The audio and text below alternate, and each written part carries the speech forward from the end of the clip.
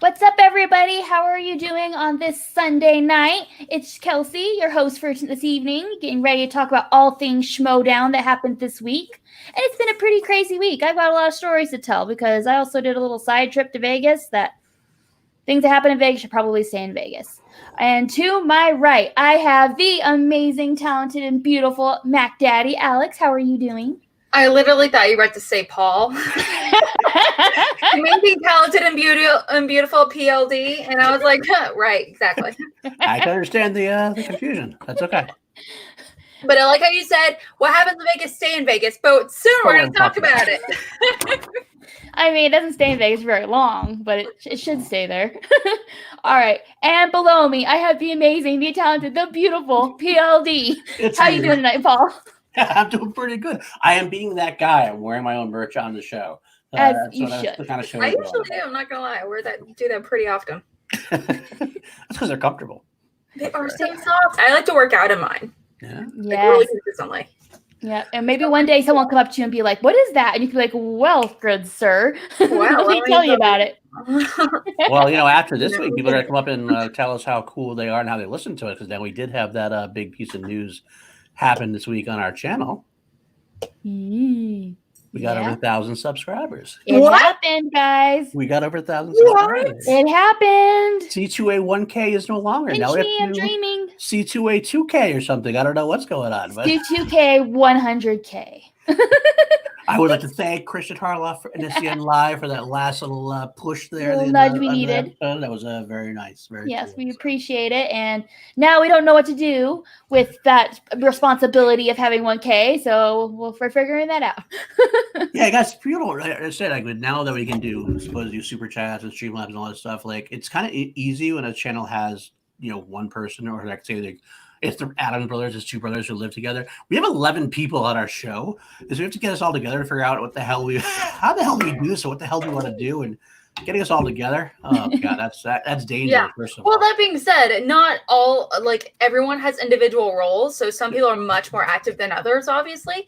Like I mean, I don't want to go into specifics, obviously, but I mean, like some people, their focus is doing X, Y, and Z, and other people it's X, Y, Z, A, B, C, and D kind of thing. So it just depends on your availability and a whole bunch of things. So it's a little bit different for everyone. Yeah. Yes, because we are starting that process. It's just we are figuring it out. We are figuring it out. And Action Cat Kylo's trying to attack my computer. It's fine.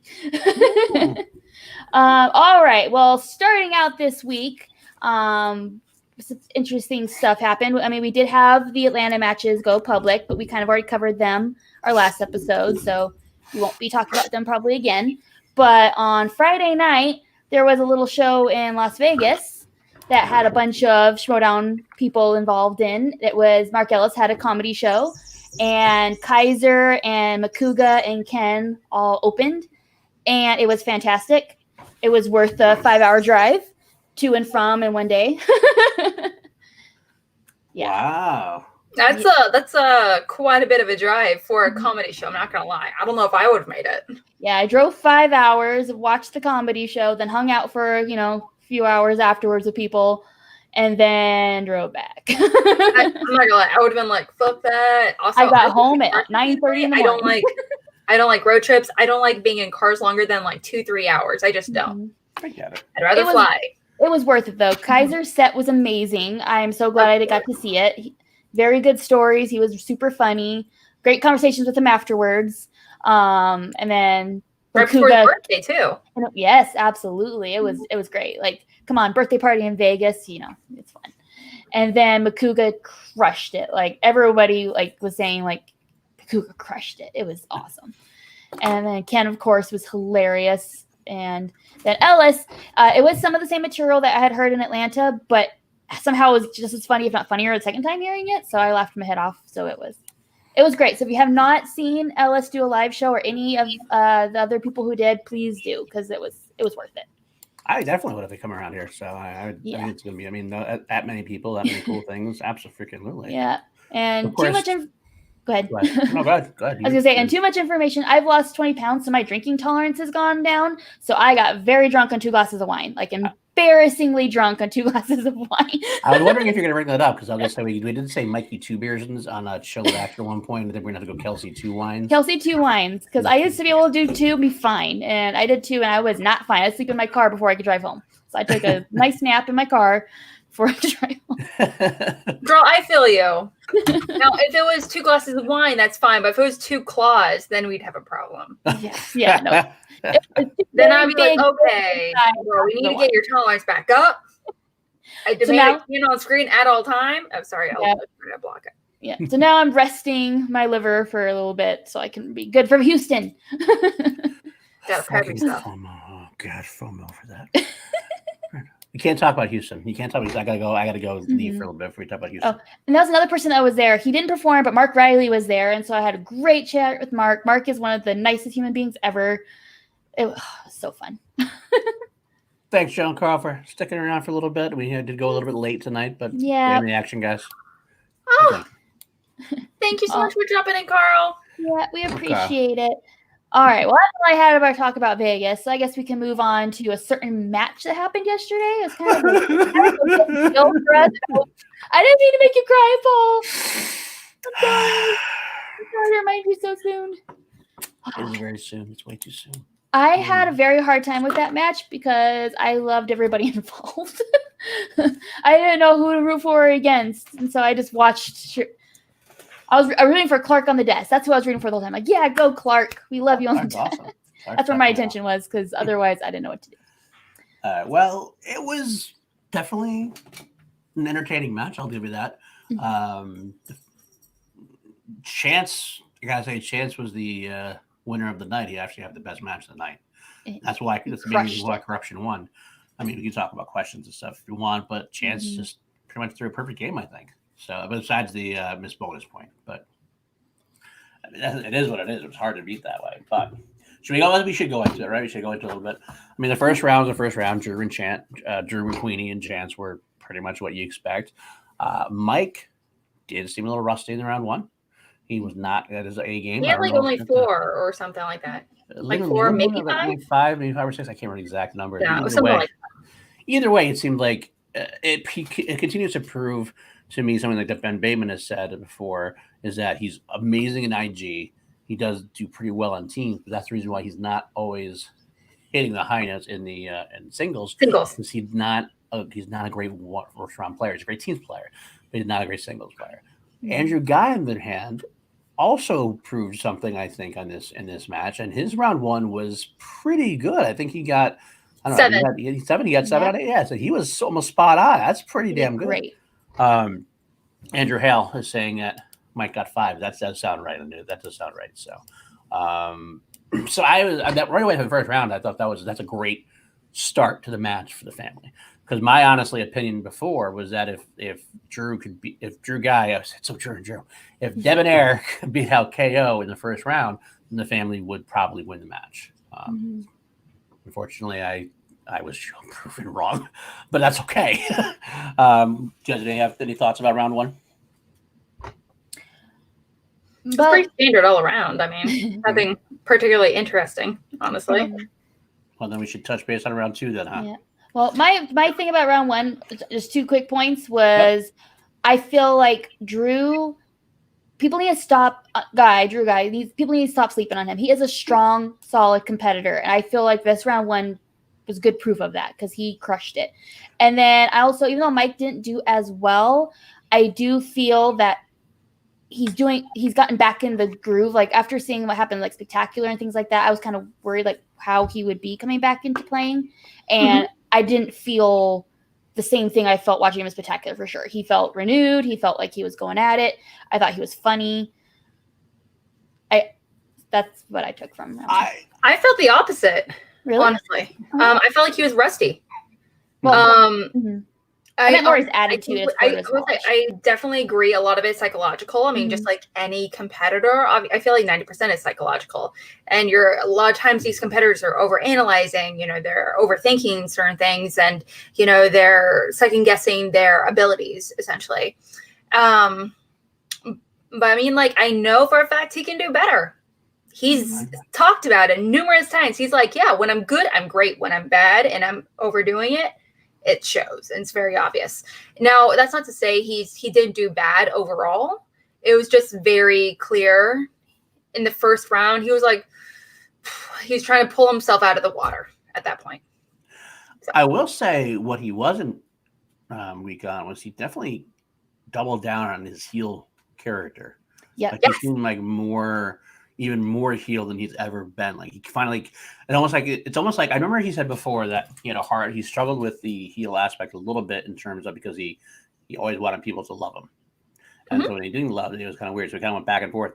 He this time just doubled down. Like I don't give a fuck. I'm all out heel, which was actually good to see. I mean that's what if you're gonna be heel, commit to being a heel, and that's I think I will give a lot of credit to Shannon Barney because like Shannon has been, I'm not going to get into this fight again, but Shannon is a great heel, spot on heel. Yeah. And I think Mike has kind of like learned from her, but like if he lets her be the real super heel, he can go and be a little bit more like that. I mean, he follows her lead now. He doesn't have to be the captain anymore. He doesn't have to be the captain of the team. She is the leader of the team. He just gets to be an asshole. Yeah. Well, that's something I'm kind of curious about, to be honest. Well, because he likes being the center of attention, and it was very clear. Him and Shannon, they're like, it's like they're two peas in a pod. They're just like really bouncing off each other really, really well. They're very charismatic together as a duo on screen. Very obvious. I'm like, if they weren't a couple, I'd be like making them a couple if I could. Like, I'd be like, should be so thick and cut out a knife. They're so good together on screen. Now, I'm not gonna lie, I do feel like the real VIP of this match was actually the lollipop. Heel accessory of the year coming in hot. But I do feel like he was rusty at the very beginning. It just comes down to by when they were transitioning to second round, it seemed very clear just based on his face and body language, that he was just like, you know what? Fuck it. I'm trying to reset. We're going into the next round. Yeah. With chance.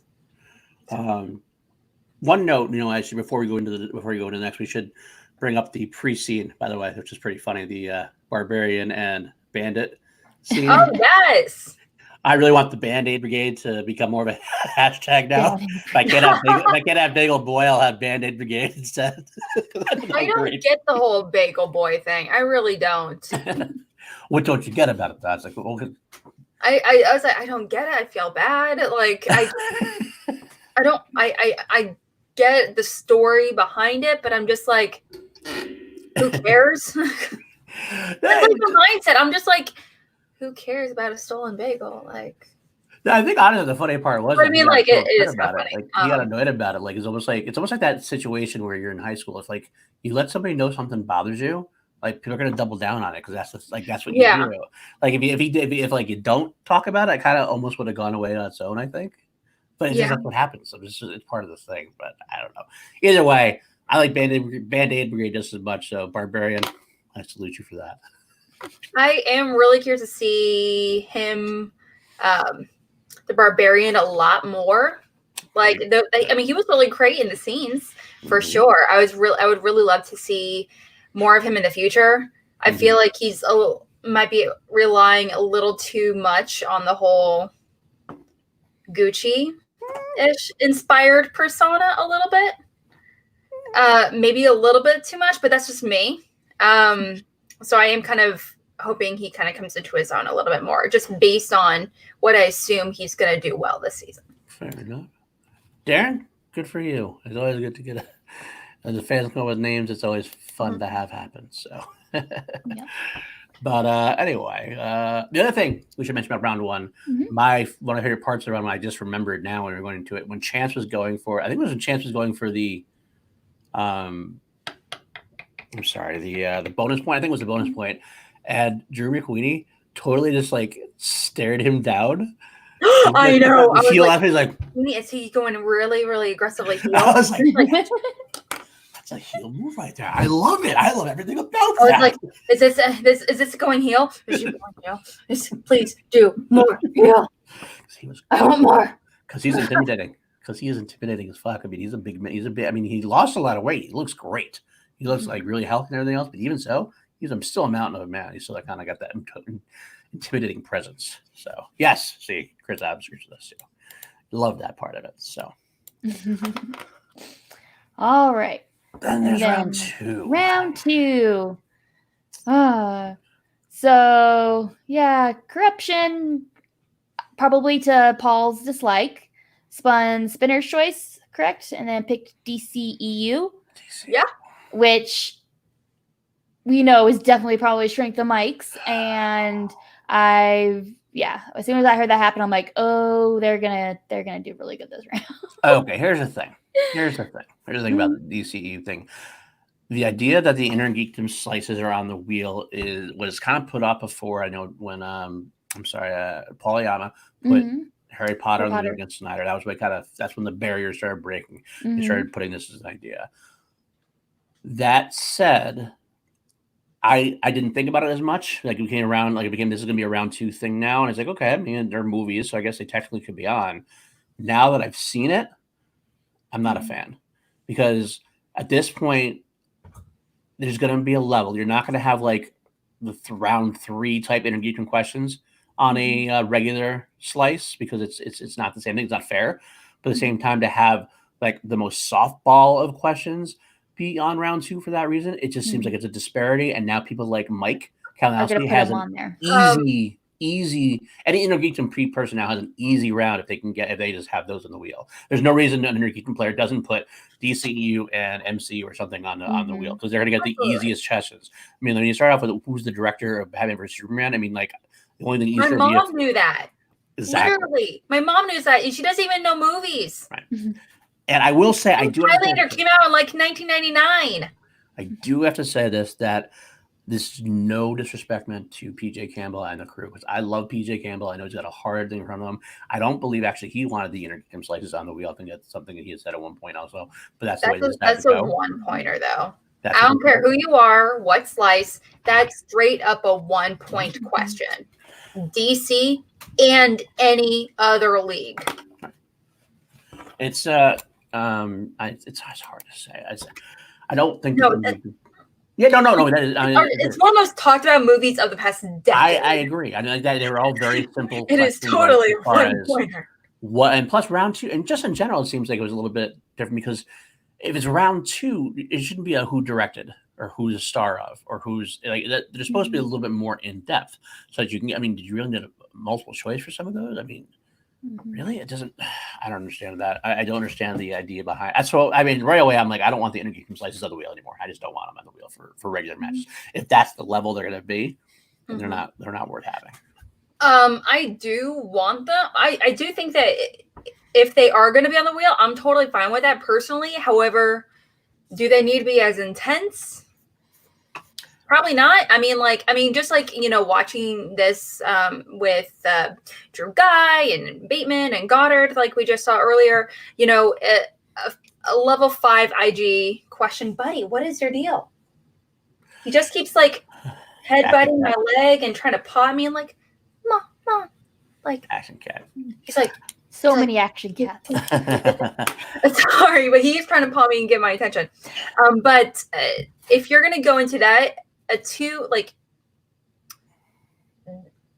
5-point question in IG should not be over in singles or teams. I agree. It should be like a solid 3-point question where it is plot specific. Should be like in the third round questions, but the second one should be a little more focused than the most talked about movie of all time. Like, who directed Titanic? That's what it is. Like, it's the round two question. Everyone knows that. The round question DCEU, round two DCEU questions were basically like round one questions. And that's the problem. If they are round two type inner geekdom things, then that's something that's a little more forgivable and understandable. If they're going to be like this now, I mean, might as well give Mike the belt almost in a way. He's gonna have like a very easy round to go. I think hell, Kevin Smith should join up in singles. Yeah, apparently now's the time. I mean, Sean, tell us in the chat, Sean, if you can put Star Wars on there, you might get you might go ahead and do singles too. Put Star Wars on the belt. I mean, it could happen. He's just like, just saying, I'm already training for it. He's already I think I do agree. I don't mind the IG being on there, but the question level they've chosen to use, I do have issue with. So I'd rather it not be on at all if that's what they're going to do. No, and again, I'm sorry, go ahead. I'm sorry, I didn't interrupt. No, I was just gonna say, like, so I think I agree with you there that now seeing how they planned on doing IG questions, I prefer just to not have them. And again, I just want to stress, love PJ Campbell. He's got a thankless job. That's a very thankless job because every match is somebody bitching about questions, and they do a lot of hard work and don't get anything for it. They only get the bitching. So I sent PJ a text. I love the guy. I love his team, and he's going to stand up for his team also. So I mean, more power to him, PJ. Yeah, but it's a discussion to have. But also like the questions themselves weren't bad questions. I just feel like they were possibly miscategorized. That question in particular, like none of the other questions where I'm like, that can be easier. Sure. I mean, DCEU movies in particular, they're much more popular. So I don't want to say it's easier to ace. But at the same time, you know, a lot of those details are much more well-known as a result. Like Tom Harper, whatever his name is. Like, what movie was he in? Like, you can narrow that down pretty easily, honestly. But I'm sorry, like, all of them were fine except that one. I was just like, really? Especially when the family, they were asked questions about screenwriters. Well, what movie did they screenwrite? Screenwrite exclusively, not direct, but just screenwrite in like 2012 or 2013.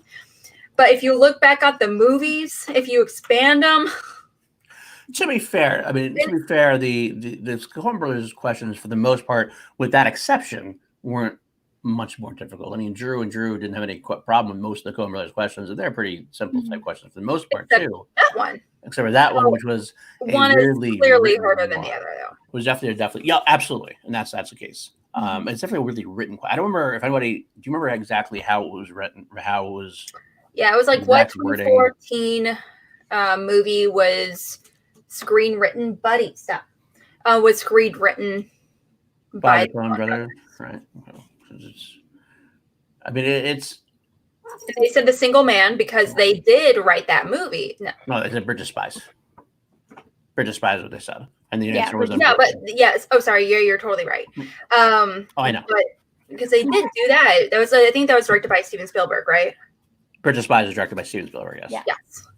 So. But that's only with one other movie I want to say. But it's just screenwriters I'm just really murky on, personally. Yeah, because it was like they only directed the one. There was one movie that they only directed, like only one of the Coen Brothers directed. That was one of those kind of questions. It was kind of weird, but it's hard to.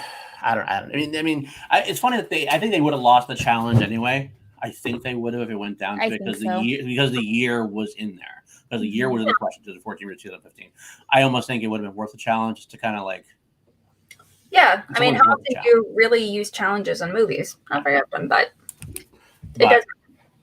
Yeah, at the end of the day, that was the turning point of the match right there because it was a big steal, and Chance knew it right away. And I mean, I don't know, it was tough.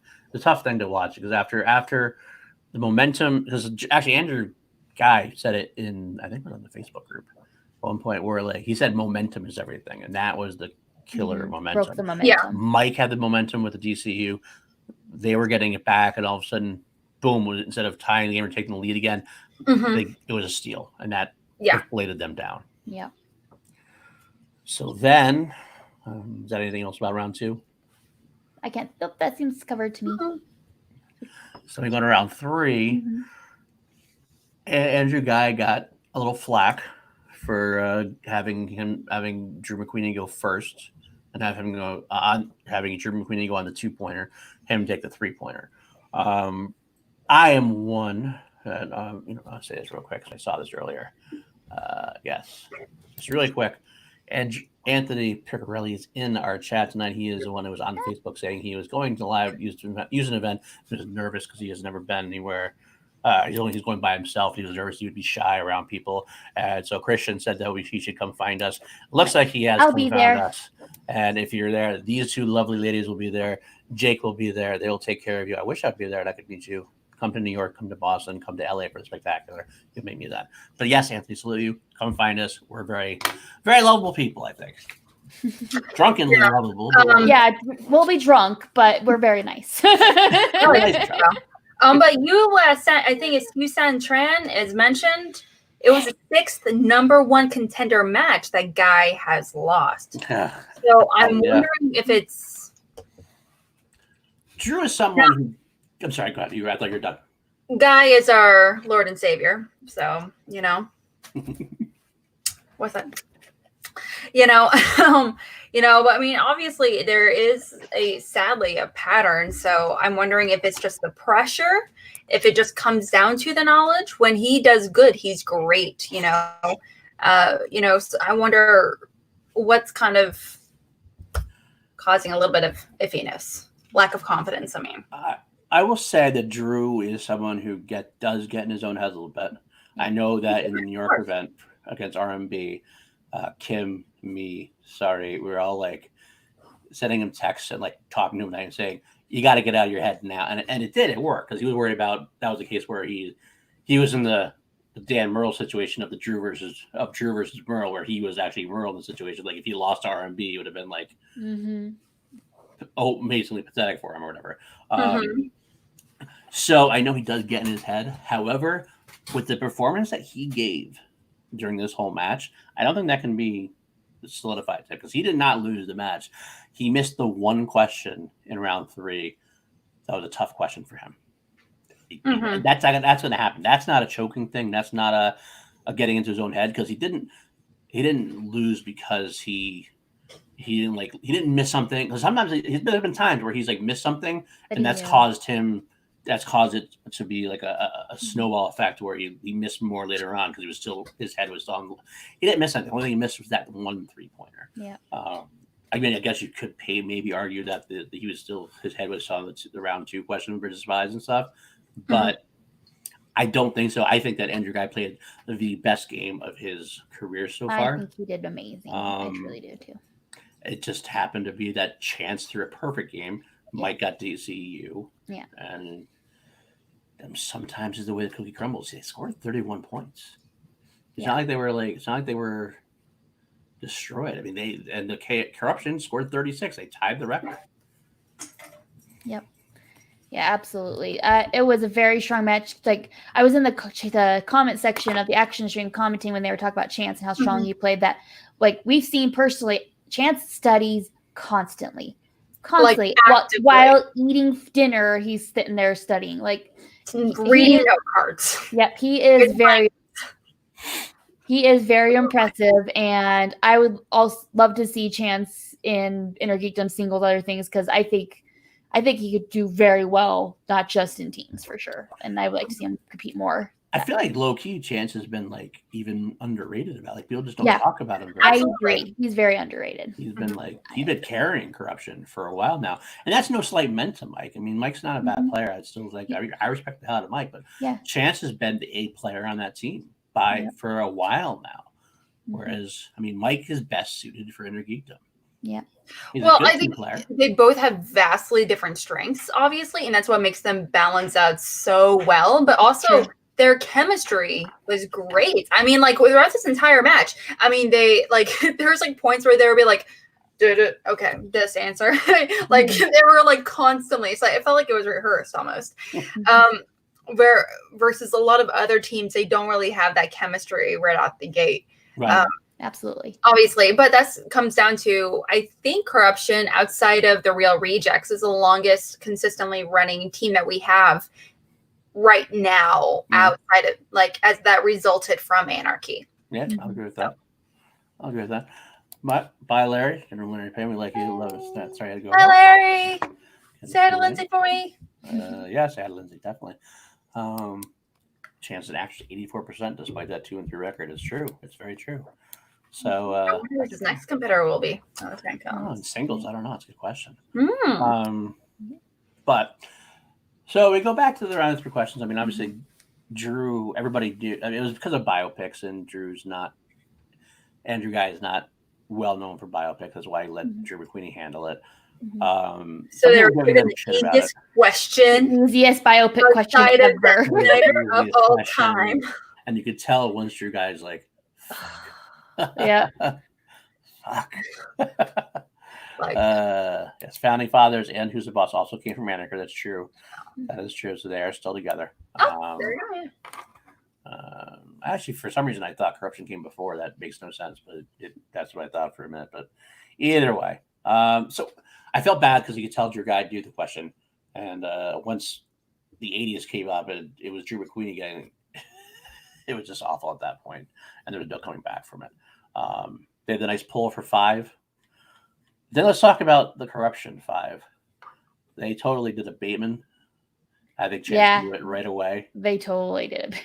Chance does not know. Lindsay, I won't talk to until after Schmoedown. Welcome, Larry. I appreciate the commitment right there. I appreciate that. She's a professional. She knows how to handle things. But anyway, Corruption did definitely pull a Bateman. I knew Chance knew it right away. I mean, even Mike went into this like stumbling, repeat the question, like he didn't even wait for the countdown. It was like a big solid. Like, I was watching on this is just he knows it, and he did. And the family loses, and that was sad. And yes, you're correct. Nobody can pull a Ben Bateman like Ben Bateman, so don't even try. It's true. It was a hell of a match for Chance, yes. So they lose the match, and they go into the behind the interviews with the lovely and talented Jenna Sturger. Yeah, and it starts out with Corruption, and this is mostly what I was talking about with Mike. Like, I feel like he feels back to his old self after what happened at Spectacular. It's like he's I adore Mike. So he's not an asshole, but yet when he's in character, he's an asshole. You know what it reminds me of? Okay, so and I love it so much. It reminds me of almost like Disney villains, like PG villains, PG rated or maybe PG-13 rated villains. Like if there was like a villain at a theme park. like Maleficent at theme parks. She's like evil and conniving at the same time, but she's still fabulous. It felt like that, where she's like, "You're staring at me with that ugly dress." It felt like that. It really did. But at the same time, it was really, really great. And not to mention, again, I've never seen like a heel power duo like them before. Yeah, which was really good. Oh my gosh, Shannon's shirt, the big duck energy. Big duck energy. So much big duck energy coming from that team. You. Alex knows all about that because she's definitely got big duck energy. Yeah, Alex definitely has big duck energy. Come at me, bro. Yes, Kid Portality Rundown is good. I just threw it up there because I like to bust Frank's balls every once in a while. So me and Frank are good. It's all in good fun. All in good fun. So I do think, I agree. Like double down. I mean, it would have been interesting to see if he could have handled it if he lost. That's always been one of Mike's issues too. Is like, can he stay in character, like when he loses, and when he wins and when he loses, actually. But him winning in this fashion made it easier for him to stay in that asshole mode. So yes, it's good for Duck. Yep, that's what the shirt said. Again, I'm sticking by it. They were, and Ken and Grace were a good heel power duo. They just didn't have I don't think they had the right amount of time exposure. They didn't have enough. They weren't out there as much. I feel very conflicted. Well, Ken and Grace, I don't feel like they were the heel power duo. They were a great heel duo of the season, but are they the power duo? Yeah, when Ken and Grace were in charge, it still seemed like Mike was in charge of the faction still. Like when now Shannon's there, it's now obviously Shannon's in charge. Yep. Speaking, she has very big duck energy. So huge duck energy. Huge duck energy. Huge duck energy. Like lay it on the table, duck energy. Yeah. Like in Step Brothers. Yeah, exactly. um, so they got all like a sound effect or something. So then, though, we go into the more interesting of the two after interviews or whatever. Yeah, it was an interesting post-match interview. Some stuff happened. So, what should we tackle first? Well, I'm trying to think what happened. Drew McQueenie. first. Should we tackle Drew McQueenie, or should we tackle Drew Ghai being debonair? Yeah, we can let's tackle that first. Okay. Boy, okay, just saying, our boy looks so good. He looks Oh so my gosh, his fine. bow tie looks so good. That bolo tie. Oh, he Oh looks my great. god, he looks so stunning. Was that a maroon button down with the golden clasp situation? Looking good, Drew. Looking good. Good. I was just like, oh man, I want one. I want one. I don't wear button downs all that much anymore, but I might now. Yeah. Did he use your cane, Alex? Was that your cane? No, that was a golden cane Golden cane. there. Golden cane, I Mine couldn't apparently see is it. being mailed, but as we speak. It is being mailed. And then I'm gonna hold her right here and I'm gonna put it on a shrine. It's gonna be illuminated. Are you really? I can't wait to see that. And I'm gonna put it be like on theme music whenever you walk by it. It's like Star Wars there, but yeah. Sounds a little Star Warsian to me. I like that. But okay, so Drew did good though. What I liked about Drew the best in this whole thing, Mhm. and I'm kind of jumping a little bit past. I'll let past. We'll go back to is he was able to be a face. He stayed a face the entire time, Mhm. but he was so good at it. He was able to basically be a heel while still being a face. Like he was still having those like heel taunts, Yeah. but like he's still being nice about it. Like he did it in a way that was like still I'm gonna be super nice about it. Like the deep throat comment was a little much, but the hugging thing, that it's okay, man. It's okay. It's like, hey, that whole it's not thing, your fault. not your fault. It's not your fault. It's not your fault. It was so. I was like waiting Proof that Drew is like, legit. it was like your fault. I'm waiting for that to happen. I know, Lucas. I know. We're gonna try to work her through it. I'm gonna we'll hold her hand. We'll walk her through it. So we'll get through it. It's all okay. What? I don't understand. We know. That's the whole point. It's okay. Moving on. It's okay. Don't worry about it. No, explain it to me. Monkey 3 belts. He should be crying. I believe we were talking about the. Obviously, Lucas.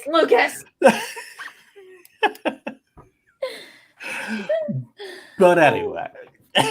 Anyways. It was nice that Drew and Kalinowski had the nice little back and forth with each other, but Drew stayed very Nice hug. hugging it out. I love the aspect. I think you can explore that.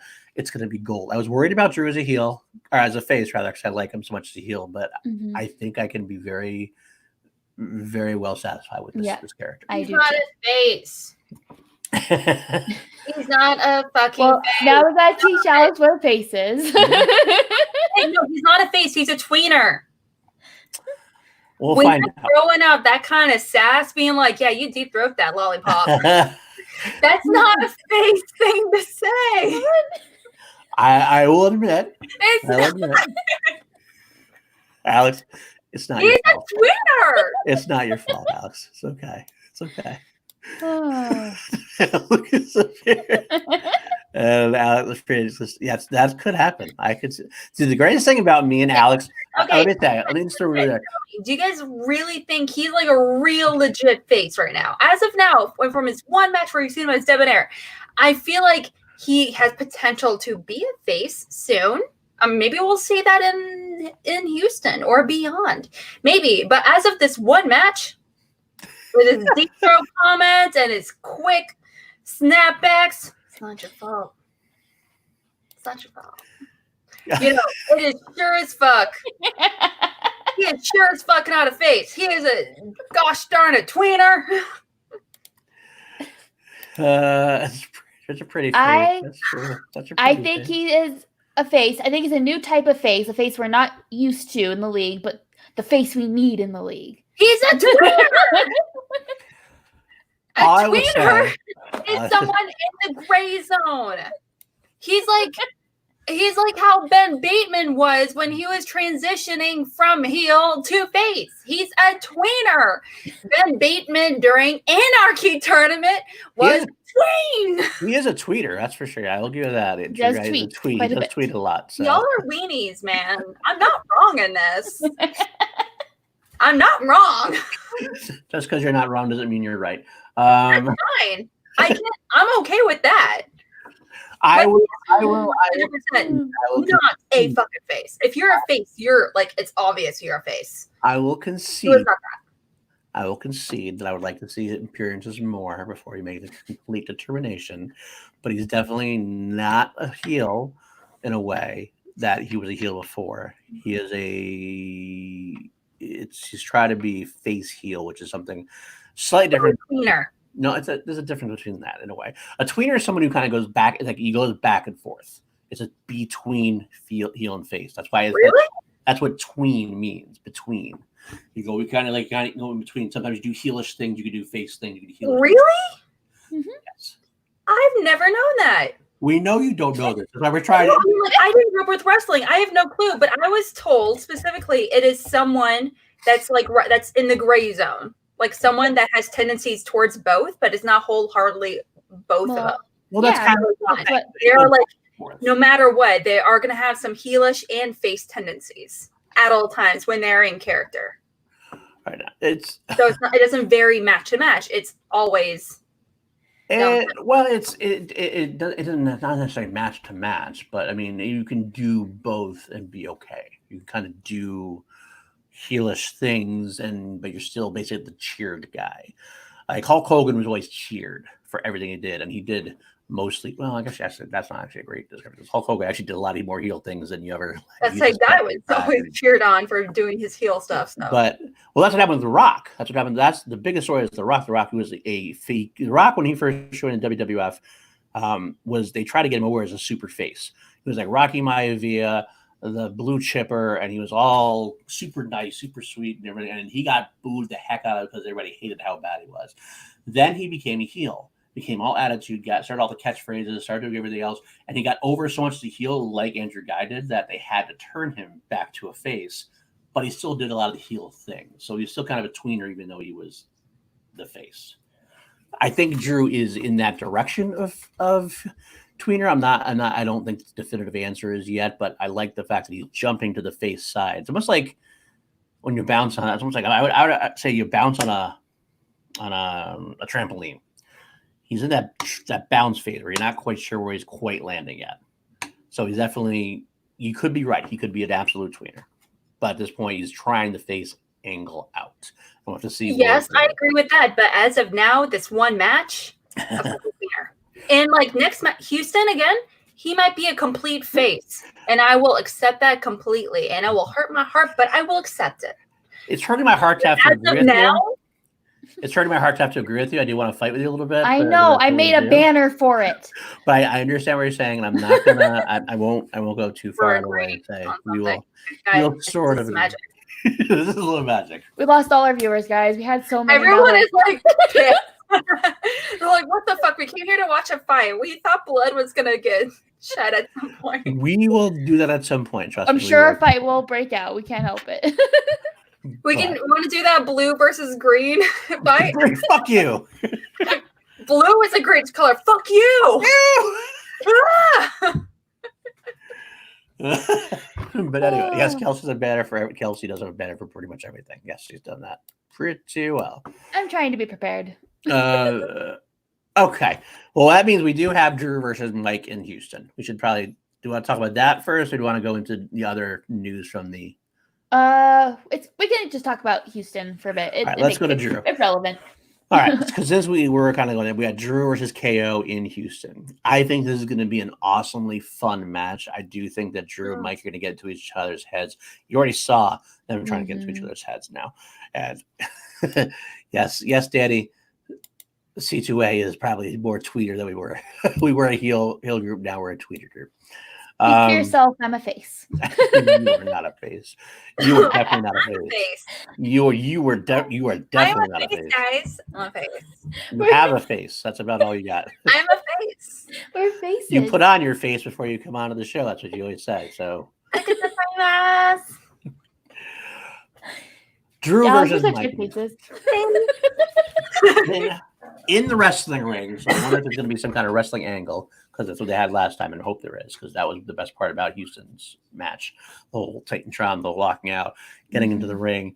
But I think, how do you think the match itself is going to go? Because I will say that I think that a lot of people are assuming that Mike is going to kick Ghai's ass. I do feel like that's the overall feeling that's what people think are going to happen. I can see that, but I think, as we kind of talked about earlier, if Drew doesn't get in his head, I think he's got it. I think he really does. I think he's actually a stronger Steelers player overall than Mike is. But if he stresses and misses a couple of questions, either because he doesn't know them or just drew a blank, stuff like that, and gets in his head about it, then Mike might win. But I think just knowledge base, I think personally Drew knows more in singles. I think it just comes down again to luck, honestly. There's a lot of luck. Because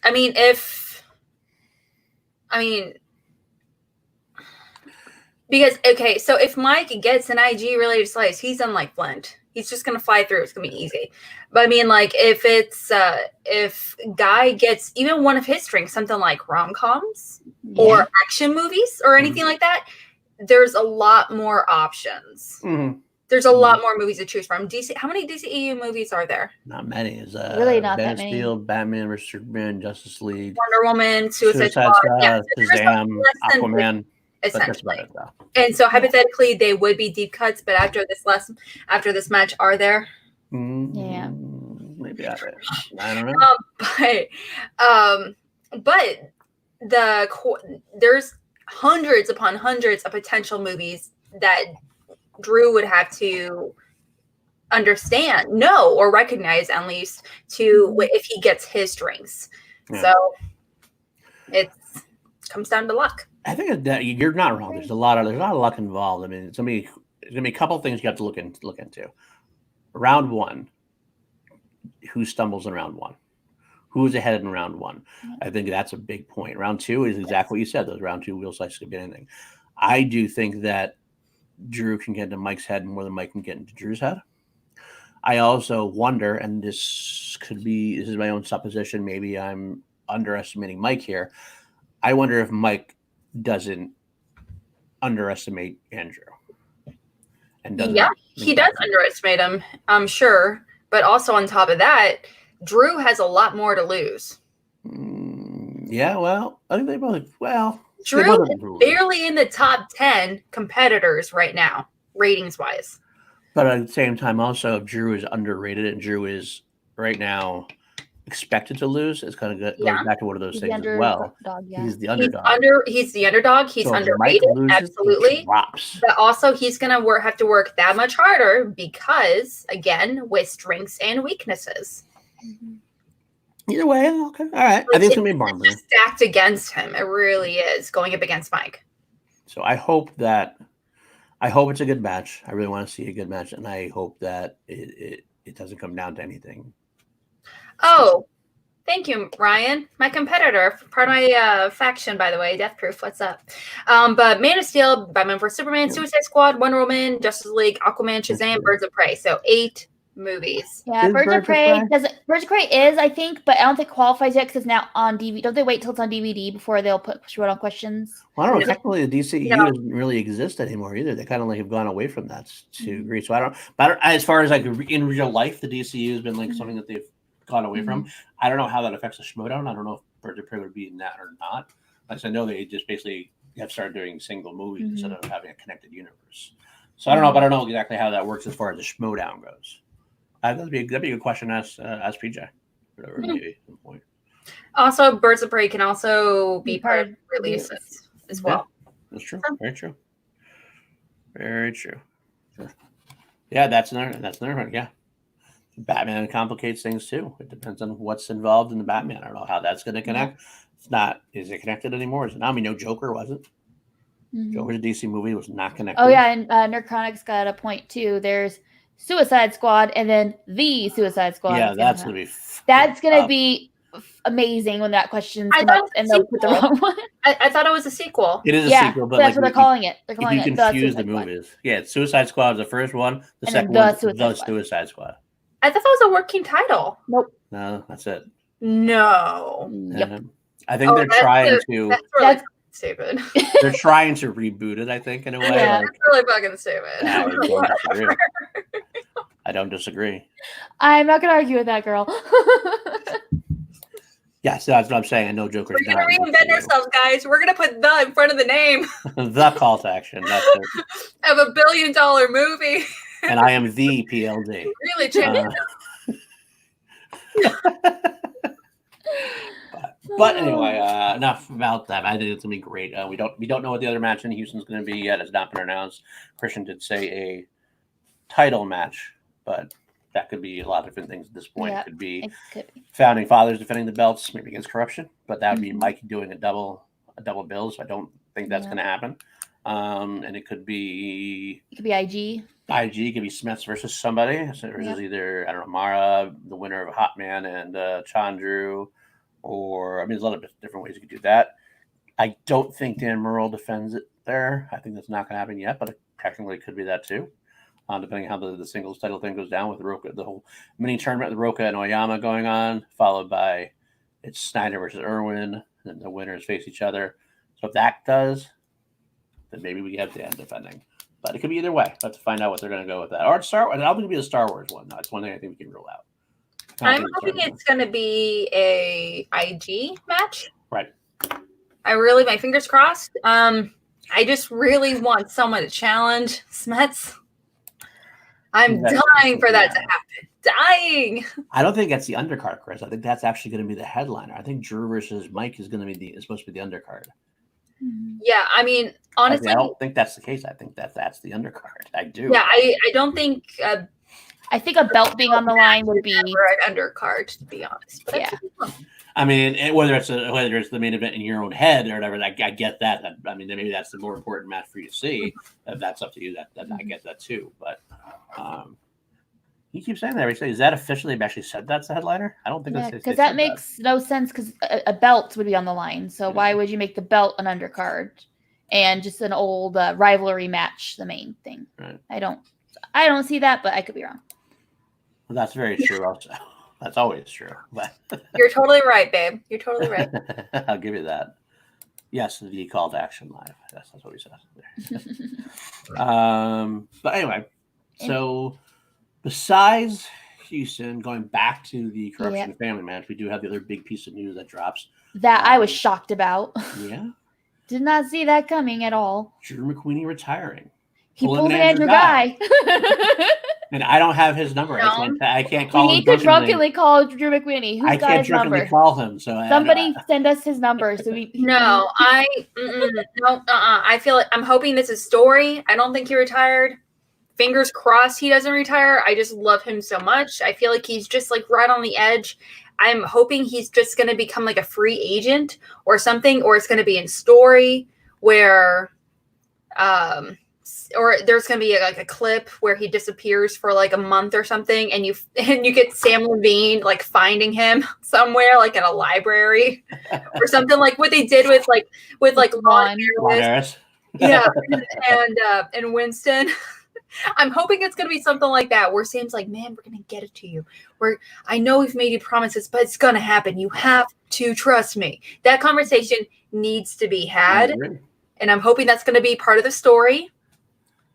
Because I just can't picture Schmoedown without McQueeney. He's always been there. It's weird.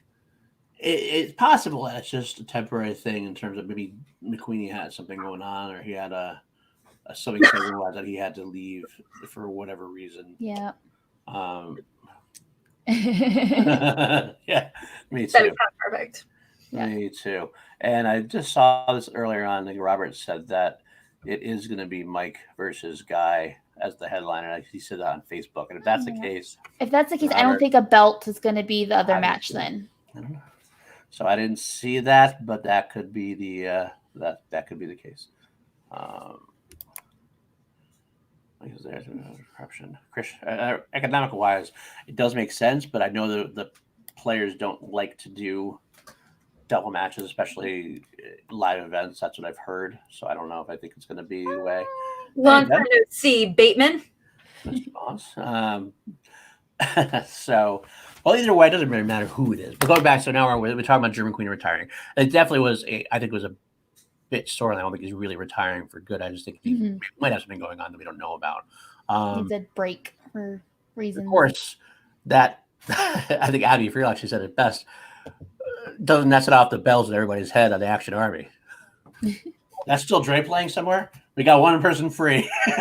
Can we get who's the boss out? We can reunite Team Action. I don't care how it happens. Let's make it so. Yeah, I don't think that's something we should realistically entertain, honestly, until we see who's boss lose a good 3 matches. I know it's not going to happen. It's just like, that a girl can dream. I just thought. I just know it's not gonna happen. Yeah, kids always want their parents to get back together. It's just part of what happens. So but if they're happy or apart, man, I don't want them to come back. So that does lead to a new case. Now, Drew obviously has the singles run ahead of him with Mike coming in. Now, does Drew get another partner? I think so. I think the suspects, and if so, who is it? I mean, the money of color. That's the easy option would be Janine. She was there with him that night. Yeah. She is ready for. I mean, they mentioned that she was going to be in the market for a teammate. But the question is that too easy?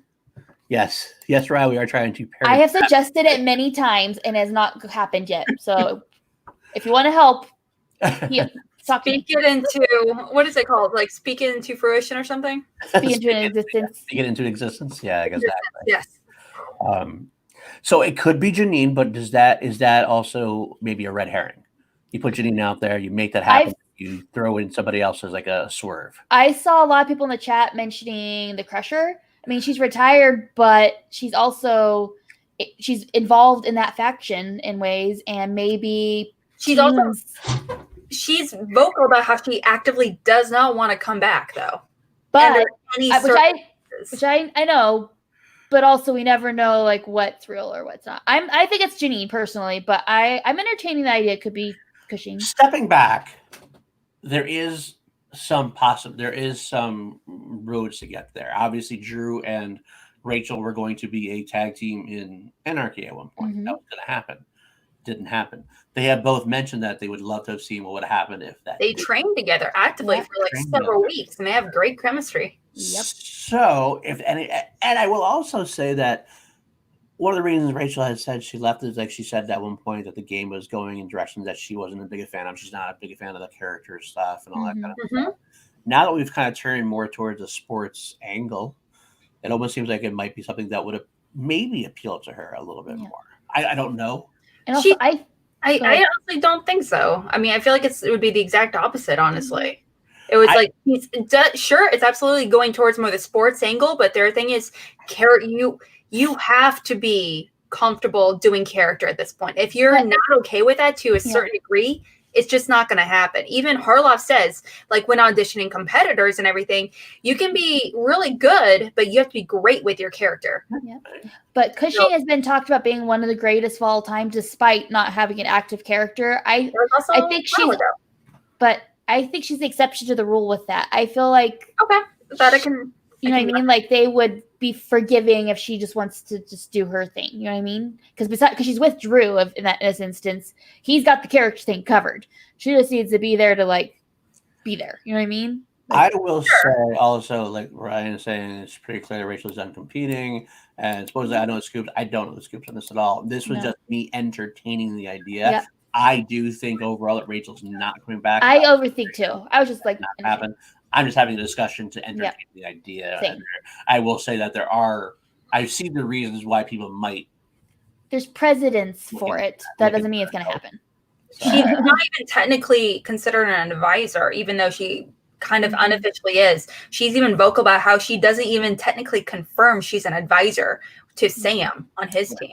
Because she doesn't want to be associated with them at all. She's liking this. She has like a million and one things going on. This is like the first things on our mind right now, considering everything that's going on. Okay, so it's not. So if it's not Rachel, and it is going to be Janine, because Janine. Actually, Chris Adams said it earlier in the chat too. As much as I love the Color Money, I wonder how good of a team they would be. They have similar strengths. They have a lot of similar strengths, I think. Yeah. They have a lot of similar Too strengths. similar, almost. What was that? I'm sorry. What did you say? Almost too similar. Yeah, I think they are almost too similar to each other. I mean, I gotta be He honest. needs a Chance Ellison. He needs someone that's aces like classics and 70s and 80s. Yeah. Here's the one I would Like McQueenie. He needs another McQueenie. McQueenie, come back. McQueenie, come back. We solved it. There is a potential McQueenie on the team. Matt No, actually he's not. has the potential because he has He the has the potential, but he's also vocal about he doesn't have the time to dedicate as much studying. He says he's on numerous interviews. He says, I would love to commit to more stuff. However, I'm not an active studier. 1, 2, I'm not going to be available just because of my work schedule. But looking at the other people on the team, we have Ken Knapsack, the Hurricane, Jenna Bush, Cameron Rice, and Jen Kemp. I don't know much about many of them. I know some of them have potential, but Matt actually has the pure knowledge that Drew would be able to latch onto and help out a lot. Because Matt's the biggest knock on Matt has always been actually has always been his lack of gameplay. Drew has the gameplay. Ghai can carry the gameplay aspect of that team if that were to happen. Forever. He's not a great player. Actually? Yeah, No, he's a not fine player. He's got not a great knowledge. player. He's got a lot of knowledge. You're sleeping on him knowledge-wise. Yeah, but Smets has a lot of knowledge as well, but it doesn't really matter. I mean, did you say that again? No, I mean, like it's completely separate league. That's what I'm saying. His focus is really in this other league, right? So why would we consider him for actually talk about it in this reference? No, but it's actually, in particular, he's very focused about how he doesn't want to study. He does have a very core set. He has core knowledge, but he's like, I'm not going to go watch 3-4 new classics. Well, look, I'm not saying that actually would be better than Drew McQueen or equal to Drew McQueen. I'm saying if you're looking for a teammate for Andrew Ghai that's on Usual Suspects right now, I think Matt actually is probably a better teammate than Janine would be overall as far as pure knowledge goes. I could see that. I think someone might be dropped or traded. It could be, but yes, agreed. Once again, I actually really enjoy Achity. That's the thing. I'm just realistic considering how vocal he is on social media. He's just like, I think it's awesome. I love the group. It's just there's only so much I can do right now. Disrespectful, my girl. But Brian, that's my competitor. Come on, bro.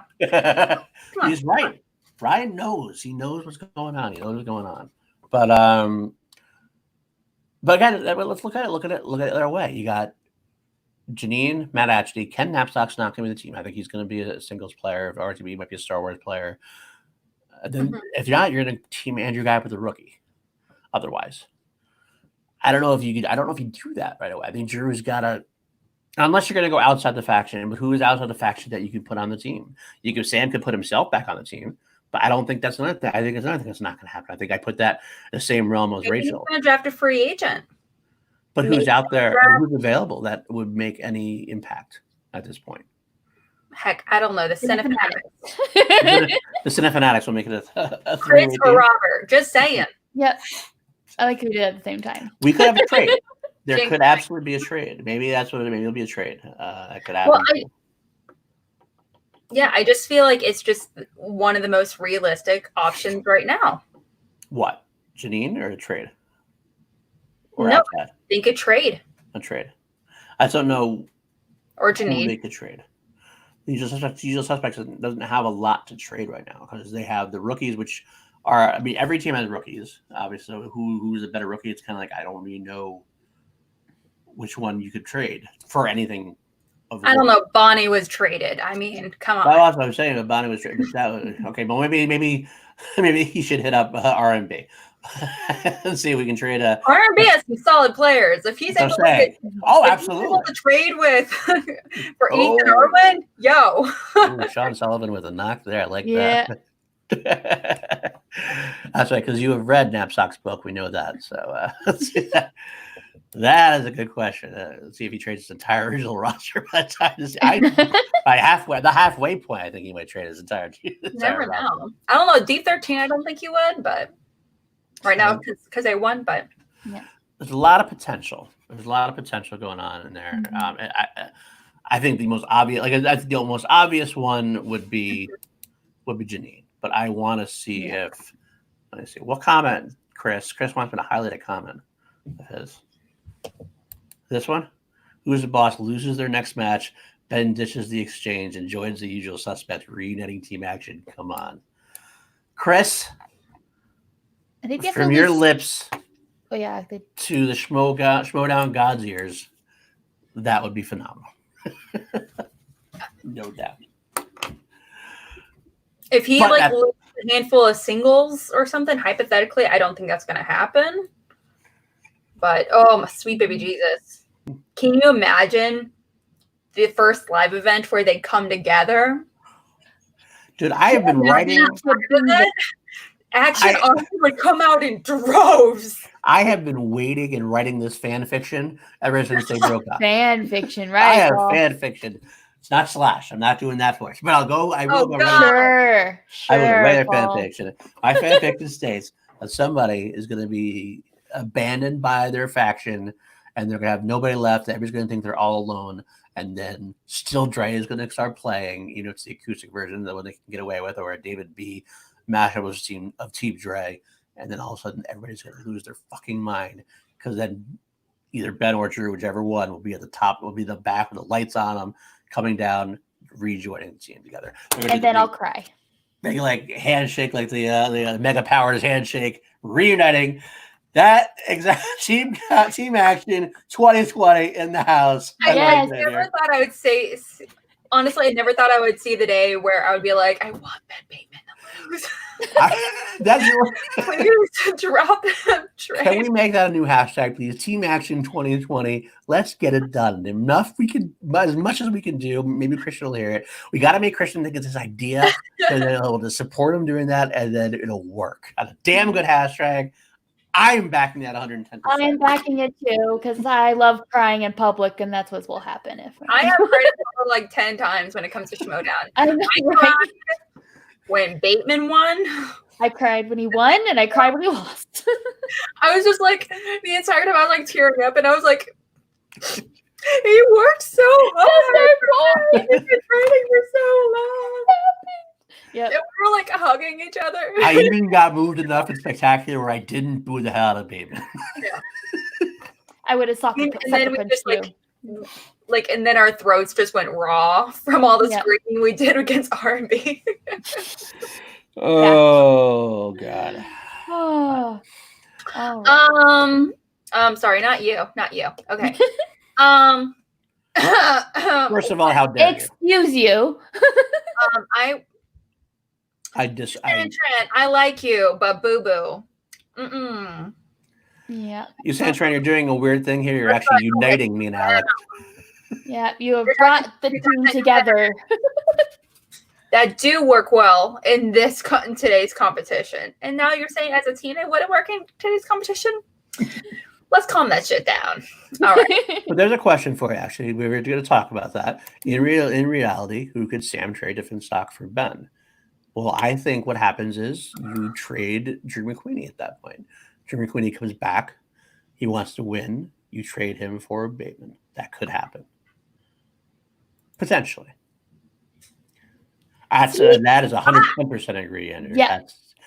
You look at how far they went from their introductory match till 2018. Yep.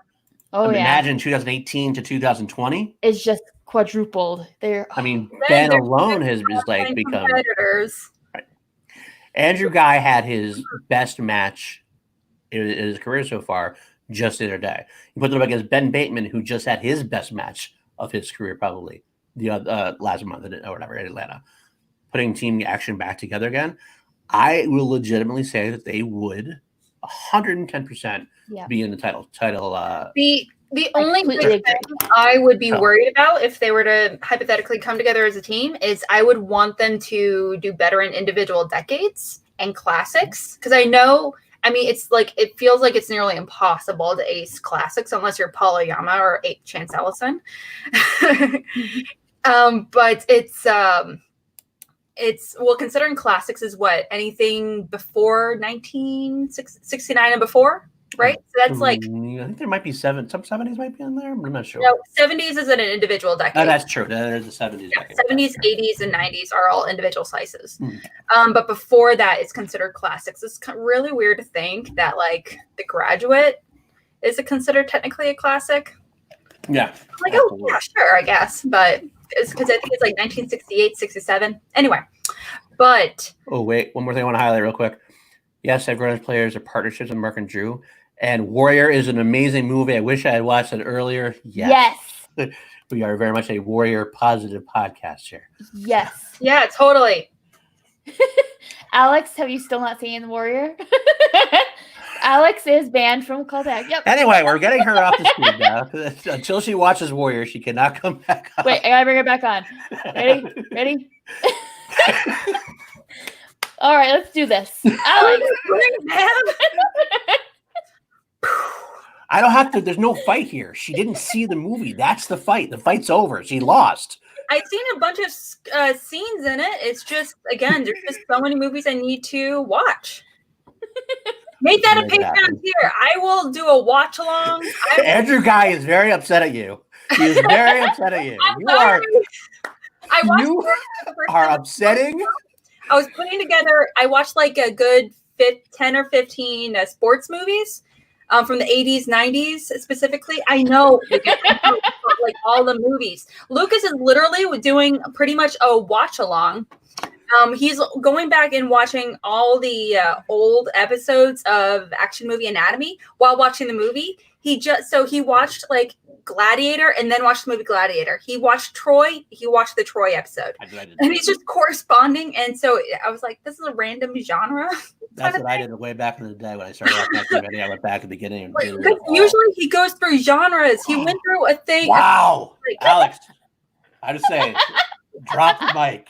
Lucas, you don't deserve the cane, Alex. You don't deserve the cane. My Lord and Savior. Time, fuck you. I say that with all the love and respect. Fuck you. Wow. Thank you, there Lucas. We go. Hi, Ghai. Hi. Yay! Get out of here. Don't you run over my cat, my action cat. He almost stepped on Action Cat's tail. That's very true. Good night, Chris. Christopher's got to go, I guess. Good night, Chris. It was good to have you here. So, Lucas is the best. Lucas, that'll be like Roxy is with the Matrix. That can be like my version of the Matrix. You're right. And Lucas is not Chris Adams' favorite member of C2A. As he should, Chris. I don't argue that. Hot gams is something to behold. Let me tell you. Lucas hot gams the Shawshank. We're going to pull Alex off the stream. Kelsey and I are going to finish this show. Make sure that she watches Warrior. Yeah. You know what? No, I'm going to make it a thing now. I'm not going to watch Warrior. Actively watch Warrior, Lucas. Actively not watching it. Well, just because it's a thing now. It's going to be my thing. Now, I'm going to be inspired by Roxy. Now, since she hasn't seen The Matrix, I'm not going to watch that movie for like 5 years. You've just broken the heart of every action individual in the world, I think, actually. You're just doing yourself a this favor. I don't know, Andrew, Guy, if you're still in the You know what? chat, Maybe whenever we get we start doing like super chats and everything, and that's like a whole thing. We'll make that a thing. We'll make it a thing. yeah, can and also, yes, exactly. Enemy, not just a heel, an enemy. You're just a flat out enemy. You said that they weren't good together before, so you already was a potential enemy. So, oh God. Anyway, we should move on. Where the hell were we? I need to not think about this anymore. It's making me sick to my stomach. All right. So that's where. So we ended up with Drew. Drew. That's our pick for Drew and his partner. We think the obvious choice is Janine. But there are some red herrings out there for potential. But she doesn't even know what a heel is. So how could she be one? Mike drop. Thank you very much. Thank you. Maybe that should be your tier commander in chief. Andrew Ghai can write out a message about how to be a heel. Nick Nolte. What is this? Nick Nolte? Nolte? Why? Why are you showing this to me on your phone? This is useless. I don't want to see some. I don't want to see. He's making her watch it now, Lucas. Movie. You are a man. This movie. Okay, so Lucas is the hero we all need. The accountant in a different version. Okay. Lucas, accountant is like, again, a different version of. But it's not as that movie. They pretty much have the same plot. They do have a very similar plot. They're both. Don't do that to me. How dare you? How dare you? So it's about brothers that fight. They don't realize it yet until the very end, and they're both badass. I love The Accountant. I do. Yes, this has got to happen. An all warrior themed Schmoedown. Let's begin. Yes. I am the host, and I do everything for Schmoedown. So if I don't approve, it is not happening, people. You know what? If we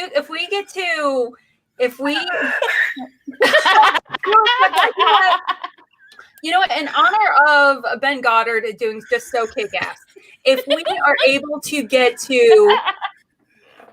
You are losing every fight. I don't have to even fight you anymore. I have Andrew Ghai fighting earlier. If we somehow get to 1,500 subscribers in by the end of March, I will sit down and watch it.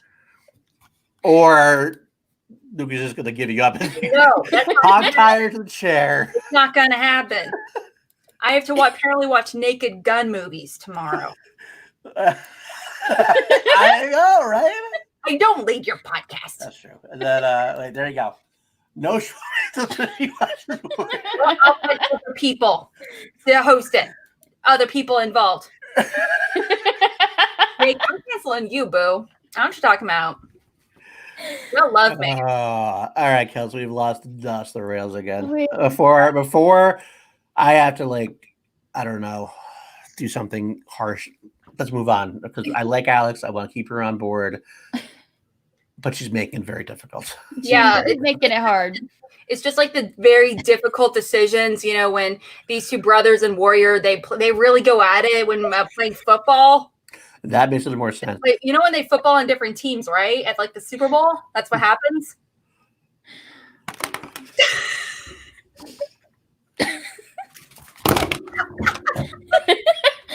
Ladies' night stream. It's an impromptu ladies' night stream.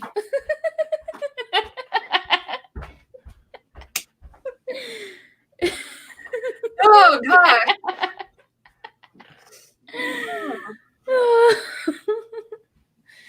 Oh. I'm feeling pretty good. I'm not gonna lie. I'm feeling myself right now. I'm glad you're feeling yourself. We're not. Oh. The Jameson is out. Andrew Ghai, please mute your phone. Do not answer your phone because Paul's going to call you in 45 minutes. I really do love it. Warrior is inspired by, what was it, those two football quarterback brothers and NFL, right? Right?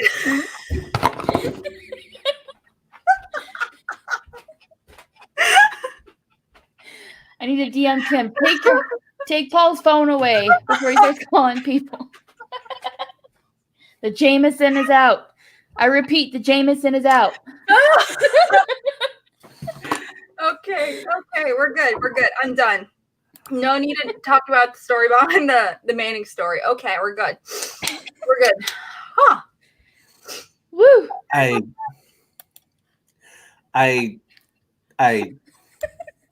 wish I could drink alcohol for you guys right now. Yeah, I'm drinking water, and that was a mistake. I wish I could drink alcohol so bad. I want to, but I can't. Oh, all right. Well, let's move on because we do have some matches coming up that we need to talk about for later this week. All right, we can pull it up on the screen. All right, so scroll down. We have on Monday, Final Exam versus The Experiment. yeah. I am super intrigued by that match. Okay, Final Exam is with who? What was that? Final Exam was with who? Final Exam is Paul Yama and Lon Harris. Oh. So I'm very much looking forward to this team. This is going to be a great team. The potential is there for a championship level team. Because Lon Harris just needs a little bit more gameplay, and Paul Yama has the gameplay. I think Lon Harris has great knowledge. Paul Yama also has great knowledge. I say Lon Harris just needs like a shower and a hot meal and like a nap in a bed, and he'll be fine. That is very true. I want to say The Experiment is Elliot Dewberry and what's his name? Hewitt? Mark Edward Hoyk. Hewitt? Wait, what's Mark his name? Edward? It's like Hoyk. Hoyk. I think it's pronounced Hoyk. I'm not entirely 100% sure. I've heard it a couple different ways. I know he was on Beat the Geek for a while. He's a very knowledgeable guy. Very knowledgeable player. He's great. I remember I chat with him for a good long while out in LA. Kelsey, you remember? Yep, at the awards we talked to him for quite a bit. Him and I chat by ourselves for a good 2 hours. But he was I was asking about what his strengths were and everything. Yeah, that's true. I remember we chat at the draft, and then we were walking towards the thing, and that took forever. We ended up walking past, and then we just hung out with each other at the restaurant place. Hoyk. Okay, there you go. Hoyk. That's right. Thank you for correcting me. But yeah, he was telling me some of his strengths. I don't know if he was just kidding or not, but he seemed like he was. He's like, yeah, I want to do new age German cinema, and I was like. Meanwhile, I saw Shannon's face right next to him, right, with Shannon, and she's like, I saw her face just drop a little bit. Now that's not to say again. You don't know that Crimson 94. You don't know if he's seen Warrior. Maybe not. Everyone but you have seen Warrior. That's true. Kelsey, PLD. Even Kim has seen Warrior. Kim watched Warrior with me the other night. My kids have seen Warrior, so here we are. She did. I'm calling it a dick flick, but that's okay. That's either here or there. I said that's a great terminology. I've never heard that terminology before. Yeah, dick flick. It's not a chick flick. That. It's a dick flick. But I knew exactly what she meant. Okay. Yeah, I like dick flicks then. Oh, whoa. Yes. Even they enjoy seeing Warrior now. I don't tell you, man. You don't tell us that you're gonna watch Warrior. I don't like movies where I cry, and I feel like I would cry in the opening scene of that movie, and I don't like it. I don't wanna. I don't. I don't like to cry. Warrior is big. Yes. The other day, yesterday, at the theater, and I was like, "Fuck this! I don't like this feeling." But anyway, but you're absolutely right. Hoyk has a great breadth of knowledge, and he can do a lot with it. I'm interested to see. I think the really key factor will be Elliot Dewberry. Yes. Yeah. because he has the potential to be amazing. He's shown that we call it a Dewberry for a reason. He's been kind of left on the Wild Berries bandwagon for so long that he never could really take any kind of next step. But if we get him on a fight with someone very knowledgeable like Hoik, Yeah, they have very different strengths and weaknesses. I am curious about Elliot because when he's he would like last several matches he did really great individually. right? He's definitely he's definitely I wonder if he's kind of been holding himself back or something, or maybe for this upcoming season where he's like, hey, I actually want to start studying. I actually want to start doing really well. Yeah. So I'm really have my fingers crossed that's the case. So it could be either way. I'm definitely interested. I think this is actually going to be a very, very good match. I can't wait. I would love to see how Paul and Lon act together, because here's my interesting thing about Paul and Lon also. The character work that Lon did in his recent pre-scene was definitely a lot different than his professor character. And I don't know if they're going to try to steer away from the professor character and go more into a more straight-laced actual Lon Harris character. If that's the case, that might work well with Paul as well. It could be a very interesting team up that way. I mean, yeah. So. Mm-hmm. All right. Well, I gotta know, Hannah or Dandapani? Ooh, the Hot Man versus Chandra. 3. Really. I love Hannah. The Hot Man's my boy. You know that. I think that he has been working his ass off. And I say this before, I low-key will think that that's my favorite rivalry in the Schmoedown. I think it's mine too. To be Okay. Hey, Kaiser. You're just mad, Kaiser, because Brandon Hannah stole your pizza, I think, one day. That's what it was. We both survived Vegas. Pizza sounds so good right now. Pizza sounds so good. And also, happy birthday, by the way. I know it's your birthday the other day, and I'm so sorry. I forgot, and I didn't send out a tweet. So I'm sorry about that. I think it's going to be a great match. I love seeing them together. They have a great way to interact. It's interesting seeing Brandon in the den, because he's always been kind of a heel character, where the den tend to be more face characters. So I'm interested to see how that changes him up a little bit. And then Chandra with his little swag action going on. Who knows? Chandra did take Kevin to the limit at one point, so he's definitely got his knowledge base. It could go either way, because Hannah, I know, has been studying his ass off. So absolutely. So Chandra as well. If you're part of his group page, his fan page, then you know he's been studying his ass off like intensely.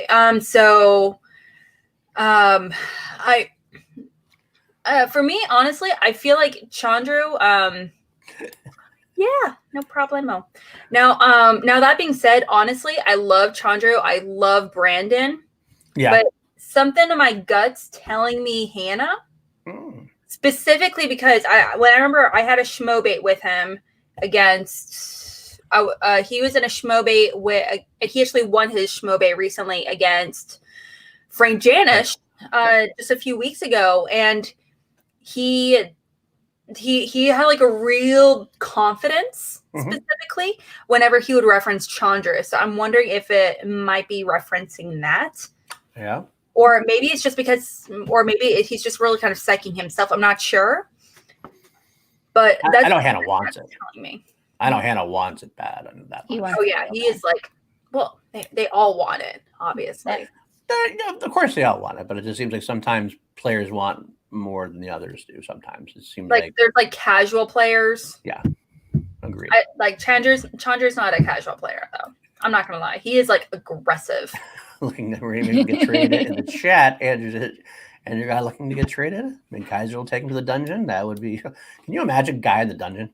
Can you imagine Andrew Ghai being in the dungeon? That just I know it's off our beaten track now, but that would be. I can see Ghai giving trying to give fashion tips to Smets. Can that be seen? Being like, hey, this whole hoodie thing is cool and all, but you're not in a gym, man. Why don't you just try to wear a blazer or button down shirt or something? Look nice. And then there's Kaiser in the background being like, what the fuck? With his toothpick be like.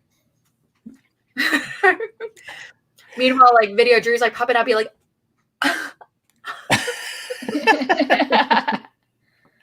That I would get behind. I'm not gonna lie. Right. But so about either way, going back to it, I think Hannah versus Chandra, it's a toss up. They both have their strengths. I just think, well, the Hannah wants a bar of soap to clean his filthy hands. Wow. Okay. All right. That gets into the background information there. That's true too. And also to watch Warriors, you'd understand. I thought we were past this. You're never going to be past it. this. You're never going to be past it. Never. I'm Now the new probably poutine of our chat. It's just gonna be a thing. This is all y'all fault. It is our fault. It is. Um, It's our fault that you didn't watch Warrior. I know. It's totally our fault. right, you guys never asked me until now if I've seen it. I feel like we've asked many times and you No, just have not no, answered the question. No one asked me. Everyone's assumed. Well, you're in action fan. I'm sorry. When you ask people to come in, is it like a question you guys ask each other? It Hey, should be. Okay, in order to be a general in the Action Army, we just want to make sure you pass this test. 1, what is the greatest team of all time? Team Action. 2, have you seen the movie Warrior? You know that actually was a No, question in that on case, the, well, I'm sorry, we will not take your money. that actually was a question on the Facebook group. Just so you know. When? I gotta figure it out. I don't remember, but it was actually It was legitimately. It was actually one of the questions. I'm sure it was, but So you failed. You Did have I failed respond? this podcast. omitting something like that is not directly lying. Ay, ay. If I just didn't respond to it, I wasn't lying. Okay, so Alex is not a liar. She's just a failure. Got it. Failure. You know what? I'd rather be a failure than a liar. I'll take that one. I'm thinking about it. I'm actually thinking about just taking it over at this Hey, point. what did I've seen Warrior. I own Warrior. True. You have. Lie of absolutely. omission. Thank you. That's a lie of omission. That's true. Thanks, So Olivia. you Thanks, are a Olivia. liar. So you are a liar. That's good. Which in fact implies that it is. No, I'm lying. just like not saying anything. I'm not confirming. I'm not denying anything. I'm just like, We're not mad, Alex. We're just speak for yourself. I'm actually a little mad. So Ryan, I'm disappointed. Okay, I'm disappointed in your lack of loyalty. Okay, do we need to have a conversation? Anyway, all right. But going back, all right. So we got Hannah and Chandra out of the way. Let's move on to Roka versus Oyama. We skipped Snyder and Ethan. Oh, we did. My bad. Oh yeah. Look at that. I can read. I keep throwing my glasses down because of Alex's chicanery. So it's like that's probably broken at this point. It is very disrespectful. Yes. Okay. So Jeff Snyder versus Ethan Irwin. First of all, big shout out to Jeff Snyder. And you saw on his Twitter, he was in the hospital for the flu the other day. I hope he's home now. I believe. I don't want to put out anything that's false, but I believe he's home now. I hope you get better, Jeff. We're rooting for you. You're a very big hit on Schmoedown. We love you. Get better, guy. But Jeff Snyder versus Ethan Irwin. Ooh, that could be a good match too, depending on when Jeff Snyder shows up.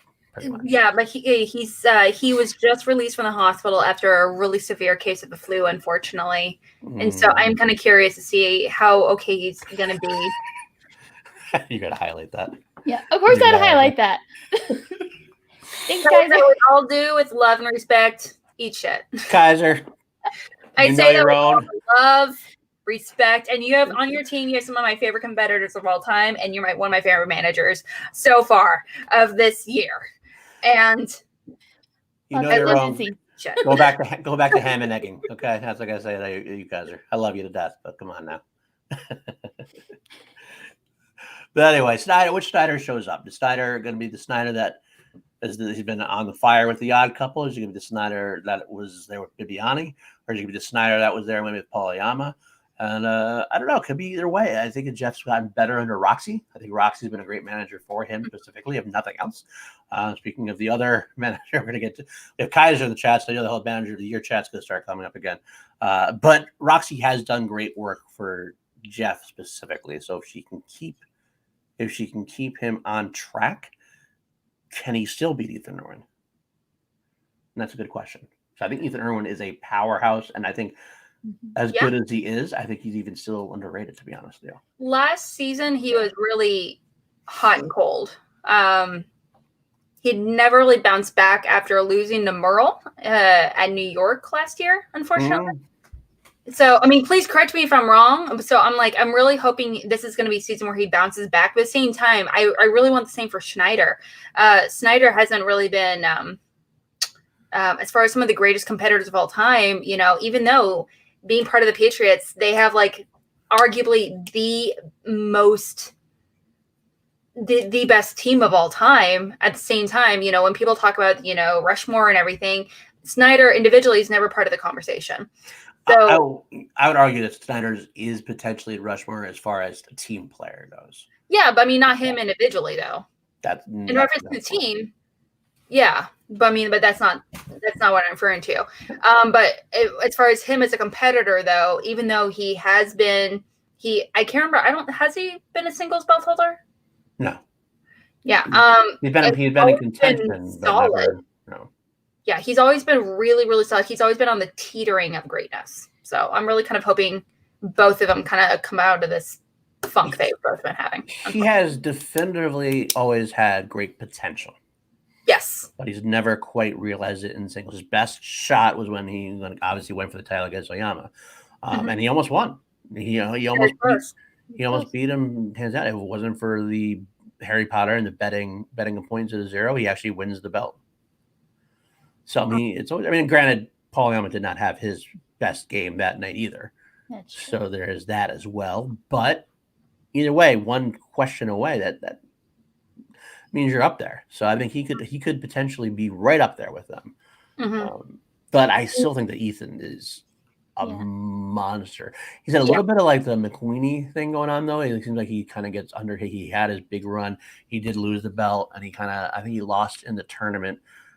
God, I'm getting old and having too much Jameson. Did he lose a chance in the tournament last year? Was that who it was in the Ultimates tournament this year? Somebody in the chat can help me out with that.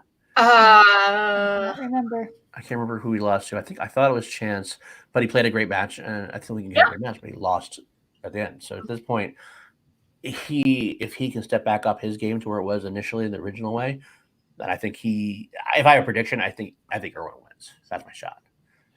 Yeah, I feel like it's actually gonna be pretty close. I feel like Jeff is playing at his strongest he's played in a while, especially in singles. But like you said, Ethan is just Ethan, and so I feel like it might be close, but I think Ethan's got it. He lost to Bibbs, that's right. He was something like that. So that's not a loss you can. I mean, that's an okay loss to have. Bibbs is a good guy, good competitor. Yeah, and again, not to mention though, I don't know if it's been pre-recorded or not. But again, Schneider's coming off of like he was in the hospital, you know. It definitely was recorded. It was definitely recorded before that because they record on Saturdays. Oh, okay, so it was a while ago. Okay, yeah. But yeah, you can also guarantee that both managers are there as well. So I know Rob of the Droogs, he's been vocal about. He's like, yeah, that when he wasn't there for Deep 13, that is the only match he is missing this season, like at all. So, sorry. Come on, Crimson 94. Crimson, you for the chat, buddy. Come on. Yes, it's Snyder, not Schneider. Or you know what, Schnikes, Lucas. How about that? Nike. You know what? Maybe Darren, maybe you have the right idea. Out of sheer spite. Makes me so sad. Good. You're hurting yourself. Yourself. Oh wow. Another brother sports drama that I'm gonna cry at. Big whoop. Kelsey, you gotta speak. I can't speak. I don't know what to say at this point. I'm not gonna. Why don't we do a Warrior watch along for Ladies' Night? You know what? Can we? Unfortunately, I don't think that's legal. No, we can't just. We wouldn't have it on. We wouldn't have on screen. We just watch it and have us on screen. with wine, and maybe we can get like Kim back on or something, or Rachel or somebody, and we can all watch Warrior together. Drink alcohol. Lucas, can you respond in here and tell me when I can drink alcohol again? I'm desperate to drink alcohol. I wish I was drinking alcohol right now. Me too. Right. I'm recovering from Vegas. All right, let's move on. That's probably true. It's fair enough. You know what? Anyway, all right, let's move on. Should we go? So, what are your predictions on it, Irwin or Schneider? I think Irwin's got it. Alex? Oh God, I don't. To me, they're like, because Schneider, he's been part of one of the most iconic teams of all time. They were like 9-1 or something bonkers like that. That's crazy. I'm going Irwin, just so because I know you're thinking, so I'll go and throw mine in there. I think Irwin. I was actually leaning towards Irwin as well. Oh, Jillian's the lone dissenter right there. She's saying Schneider. Schneike Schneider. All right, well, I'm going to go ahead and scroll down just a wee bit. You know what? Real quick, let's go back up real quick. Let's do the we didn't give our predictions of the other ones, like final exam versus the experiment. I'm going to go final exam. Totally right. Okay. I'm going to go with final exam. I think that you're going to have a little more knowledge. I think Dewberry will be good, totally. But I think it's going to be Oyama. And I'm going to go with the experiment because of Dewberry. I think he's going to just like dominate. So yeah, absolutely. Yeah, absolutely. And, I'm just going to go and scroll back down in that case. But final exam, I think they've got it. Yeah, absolutely. Okay, we haven't talked about Roka versus Oyama. What up? This is a huge match. Huge match. It's a big deal. It's going to be crazy. I want to see if Paul has shaken off. I mean, he obviously comes off the worst loss of, his only loss, right? But it was a bad loss. He got knocked the fuck out in Spectacular. He didn't crack 10 points. Yeah. He cracked in. Didn't he have 3 or 4? I mean, at the end, it was something awful. It was not good. He felt bad. He felt awful afterwards. But I know he was having. He did say he mentioned. And this is not anything behind the scenes because he mentioned on the stage. He said that he was going through some stuff and he wasn't quite ready for everything else. So I'm curious to see if he comes in strong or if he comes in still shaken against a guy who. That was a while ago, though. It is. It absolutely was a while ago. November, December. Mm-hmm. You're probably not wrong. I can either admit that or deny that. I'm just going to stay silent on that, and I'll smile and nod. But I want to see. It has been a while. You're right. You're absolutely right. It's been a while, so he's had a lot of time to work out. He's also got his new faction mates in the. I don't know what they're going to do. If they're going to push him to new levels or not, who knows? But he got Roka in their hand. Roka seems fired up. He wants to. Ever since 4th round Roka happened, he's been ready to prove that he's first round competitor. I know he wants the belts. I think having the Finstock Exchange has been the best thing for Roka because he has 3 players that he hates being anything but the best. He's anybody thinking he's anything but the best. So having Dan Merle the GOAT, having Ben Bateman the current champ, not the current champ, but he was the champ at the time or whatever. Right? It just seems like he might inspire him to want to get back into that action, in that singles action. So I don't know. I don't know with that one either. We don't know what's been happening with Paul over the last, couple months. He might have been knuckled down, getting his head in the right space, studying like crazy, and come back on fire. But we've seen Roka actively through SCN, through his own streams, through conversations. So we know what his mindset is right now, and he's locked in. I feel like Roka is completely locked in and probably at his scariest right now, if that makes sense. So I think Paul at least is going to be challenged for sure. It's going to be a rough match for both of them, I think. If Paul is on his game, if both of them were on their game and their top level, I think I'd give the edge to Paul a little bit. I think he's a little. I think he might have a little more. Well, I think he's gotten more of a wider depth of knowledge as far as he knows things that people shouldn't know. That's what Ben always says. Like he's like 22 years old. He knows classics generally, despite the poor showing in Spectacular. Mhm. I just think that Roka might want it more in terms of his legacy at this point. Mhm. If that makes sense. I think he's like. I think if Paul loses, it's kind of like, well, I lost to Roka. I lost to a legend on Mount Rushmore. Whereas Roka's like, I need to be in that championship match. I need to be in the conversation. Right. Actually, yeah. Right. So, I personally would have to. I'm going for Paul personally. His last few matches, when he played against Jeff, absolutely, he didn't play great. He still won. But also he's a very great strategic competitor, similar to how Ben Bateman is. So it's obviously not just knowledge based. Obviously, it's but I feel like when it comes to strategy, I think Roka, he's definitely getting a lot better. But Oyama is so awesome with strategy, and when it came to Spectacular, I mean, just sometimes you just don't know the movies. There's nothing you can do about it, and that shit happens, unfortunately. There is an interesting point to be made, real quick. Let me throw it in there that this is a studio match, not a live event. And Paul struggled in the live events. He has yet to struggle in a studio match. So that might be another angle to when you're thinking about that conversation. So I don't know. I don't know if that'll affect it or not, but that's just the facts that there are as we are right now. So, end of the day, who do you got, Alex? Who do you got? I stick by it, Paul. Honestly, my gut's telling me, don't get me wrong, Roka, he is in it to win it this season. He always is.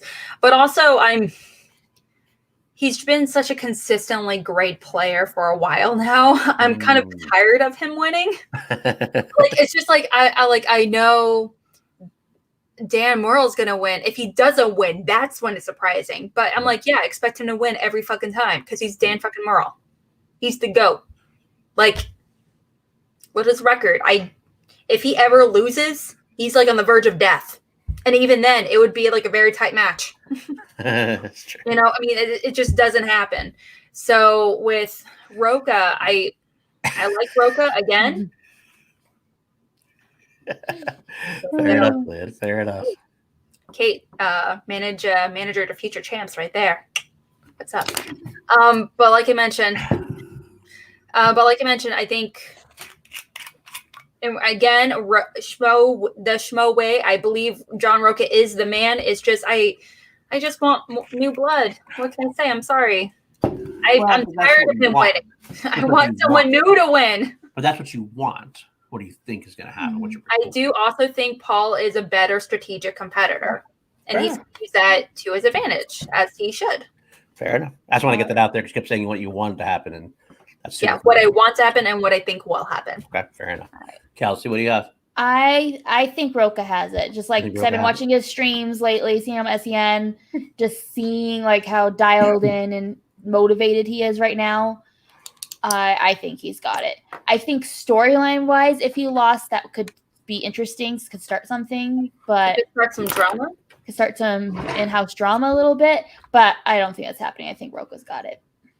Fair enough. All right, what do we have? Oh, then the free for all coming up. I don't think we really need to touch on that, to be honest. Other than I get to be there. I get to be there.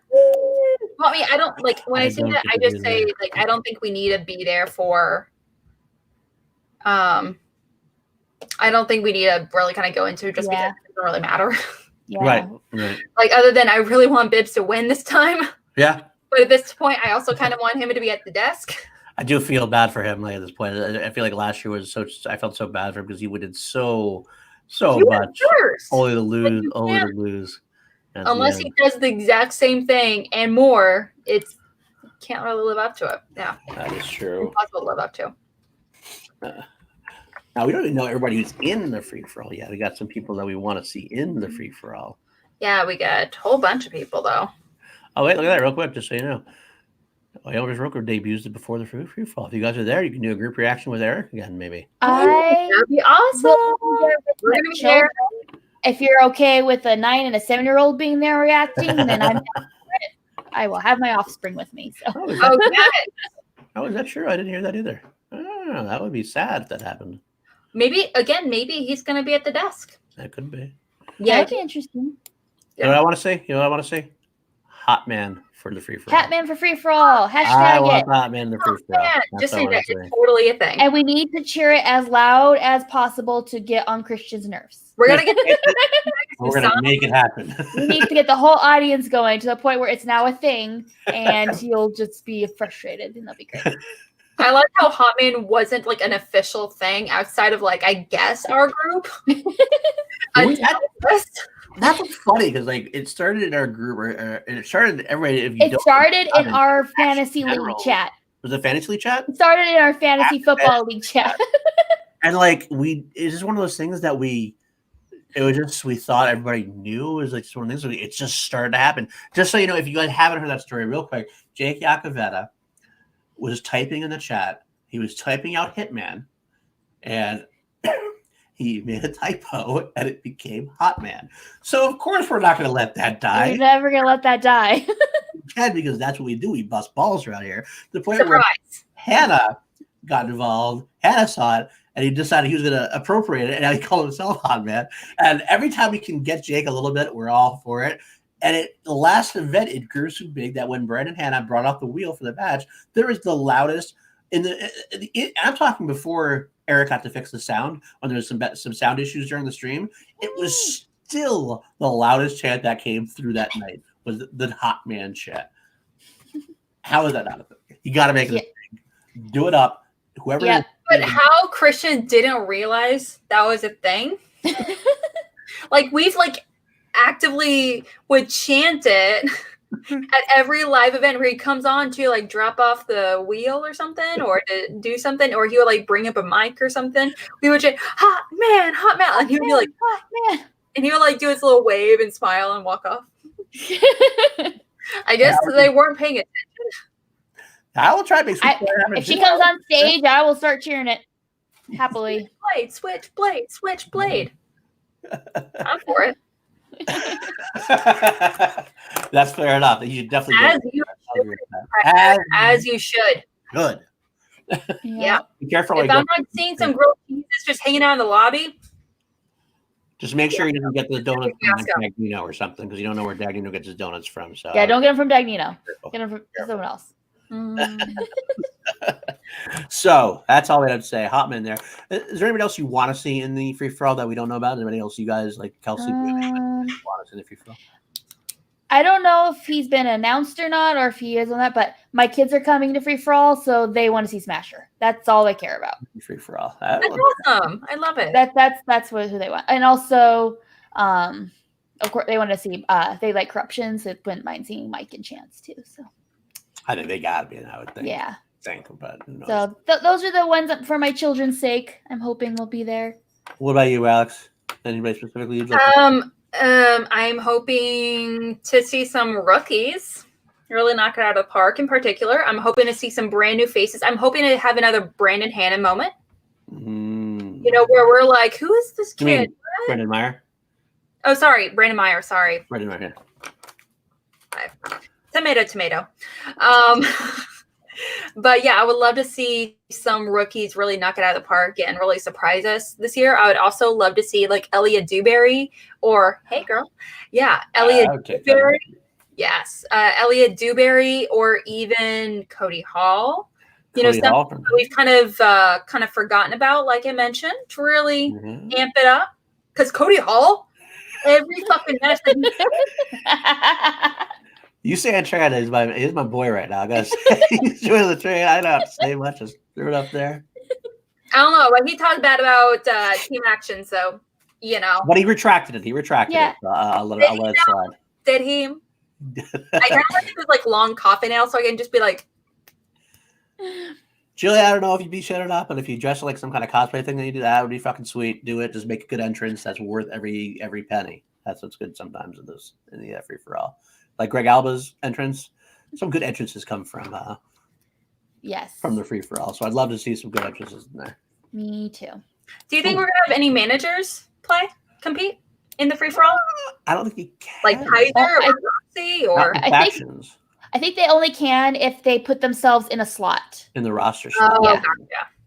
I wasn't Although sure. maybe it's different for free for all because then there might be some people who are not even drafted who technically could. Yeah, well, I just mean like because I know there's like a few NT slots. I mean, like if Sam Levine came in and did a little surprise, that would be nice. 7 SSD. There you go. See, apologize to the Action Army. I accept his apology. We're all good now. So You're good. yeah, Anyone's gonna troll Alex is a good friend of mine. That's true. You'll never see Roxy play. Who would I want to see? I guess there's a lot. I mean, I guess I already said I want to see Hot Man in there. Obviously, that'd be nice to see. But who else would be a good player in there? Maybe like one of the rookies. I would see the Barbarian. Yes, because he seems like built for that kind of thing. Barbarian, maybe Tom, Paul Preston. I want to see. Yeah. Can we just see everybody? That would actually, you know who I really want? I think that's the point. It should be 100 people instead of 40. 4-hour process. Who could potentially say it enough? Yeah, you say it 3 times, and here he is. You were like a hot topic. That's what we got going on for you. Let's make it happen. Hotman for the FFA. But I would also like to see like the Brendan Meyer things. Brendan Meyer, I remember, lost his match last year, his first match, and then he got into free for all, and that's when he got noticed. Mm-hmm. Someone else that could be good in that would be Adam Wett. Because Adam Wett had a lot of ground last year, but he's still kind of very underrated, I think. So if he could get at moment in the free for all where he shows his knowledge, I think that could do very, very well for Adam Webb. Yeah, I agree. I think he has opportunity to shine there. I think. Again, what? So I got a tickle in my throat. That's true. It has been. And also, Brandon, just so you know, everybody in the chat and everybody here, whoever's going to be the free for all, we've all decided to chant Hot Man, whether you're there or not. Yeah. So, I mean, you're going to be there probably because you're in LA. Oh, yeah, he's totally going to be there.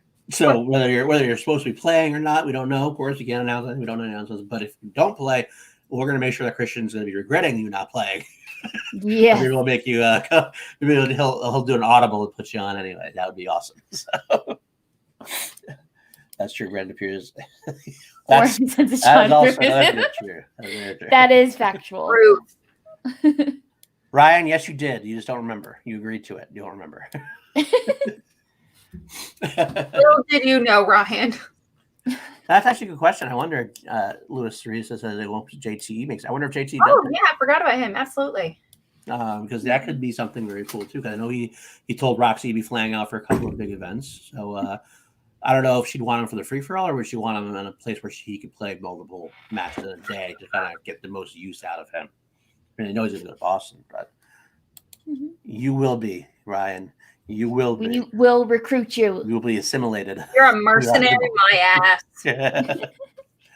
Well, we'll pay you in Jameson or something. We'll make it work. Yeah. There's all sorts of roles in this army. I actually owe Ryan a drink. I do. Oh, there you go. So he is in my faction in the fan leagues. You know, I do definitely owe him a drink for sure. And that is the question because of that. Just talking about Brandon and Hannah, we're doing that as well. Yeah. I think we do. We had Smets in there before last year. I think it's a good time to have them, to be honest. I love it. I love it. Yo. Sean Sullivan, I hope to see you there with the lady. I hope to see, again, obviously, Adam Witt. I'm really hoping he's going to be there. Take care of you, son. Take care. Good to see you here. And yes, please let's wear. Bye. Need to watch it. Wait. Hold up. No. Well, that's very attractive. That is my goal in life, Kelsey. I'm just like, what's her face from Death Becomes Her.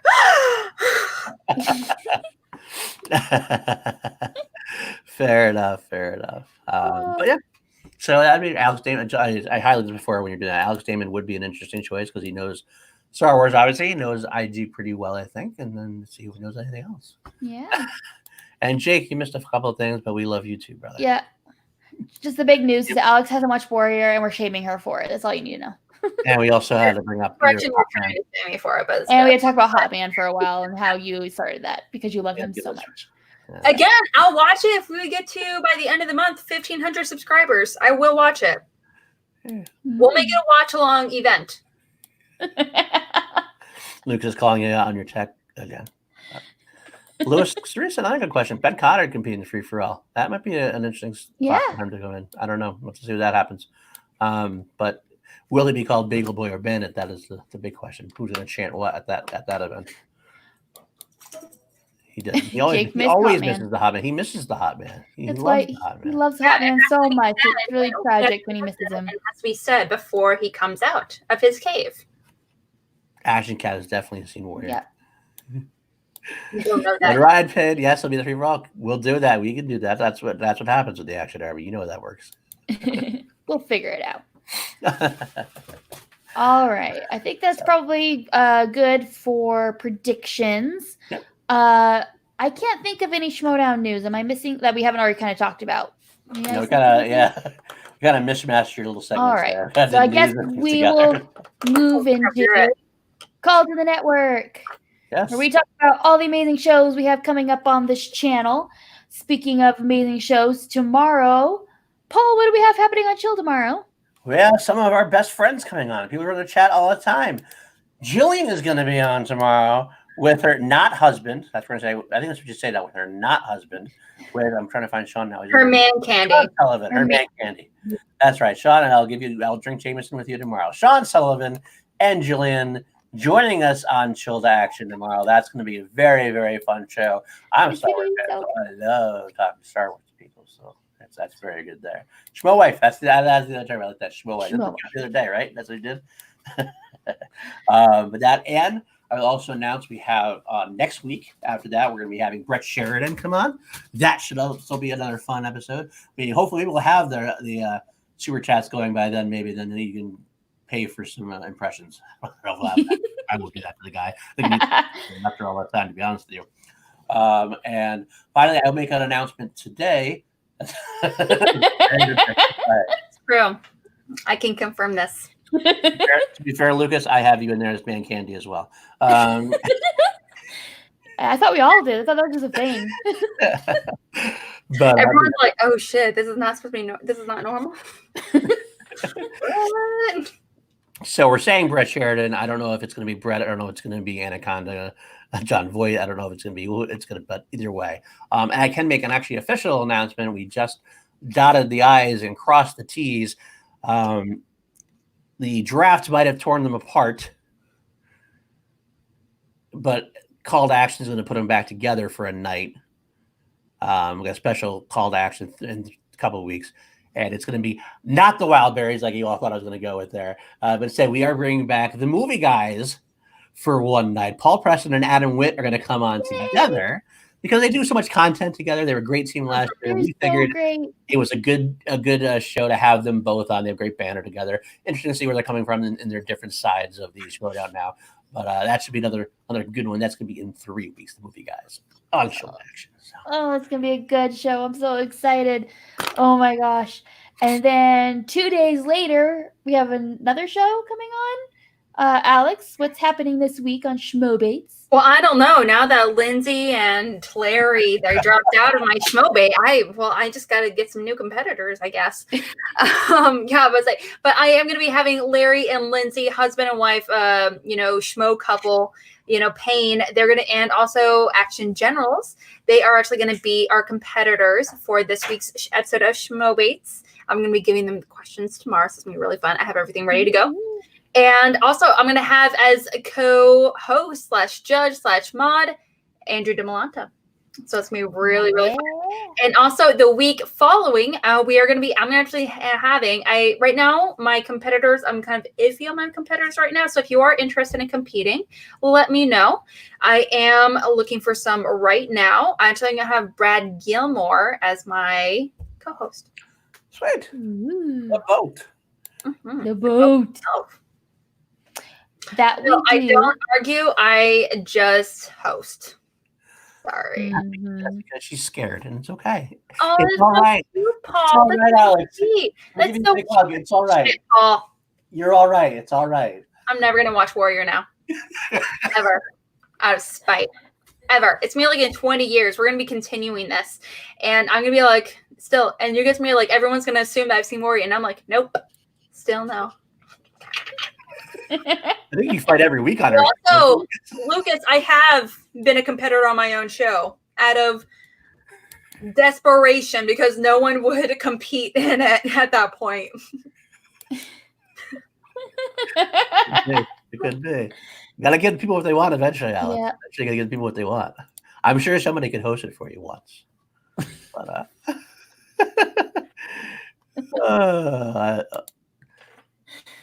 Brandon loves Paul, but Adam doesn't like because he wouldn't share any of his gum with. That is rude. That is just. We'll have a talk with him about that. Ludicrous. Put it up in the chat, or maybe Brandon can come on and you can talk to him about that. So.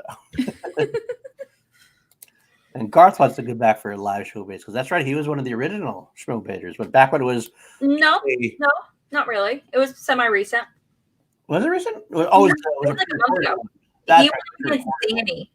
That's right. That's right. I was thinking he was mentioning the ones that were. Yeah, he did it in early February, I want to say. So it was pretty recent though. Yeah.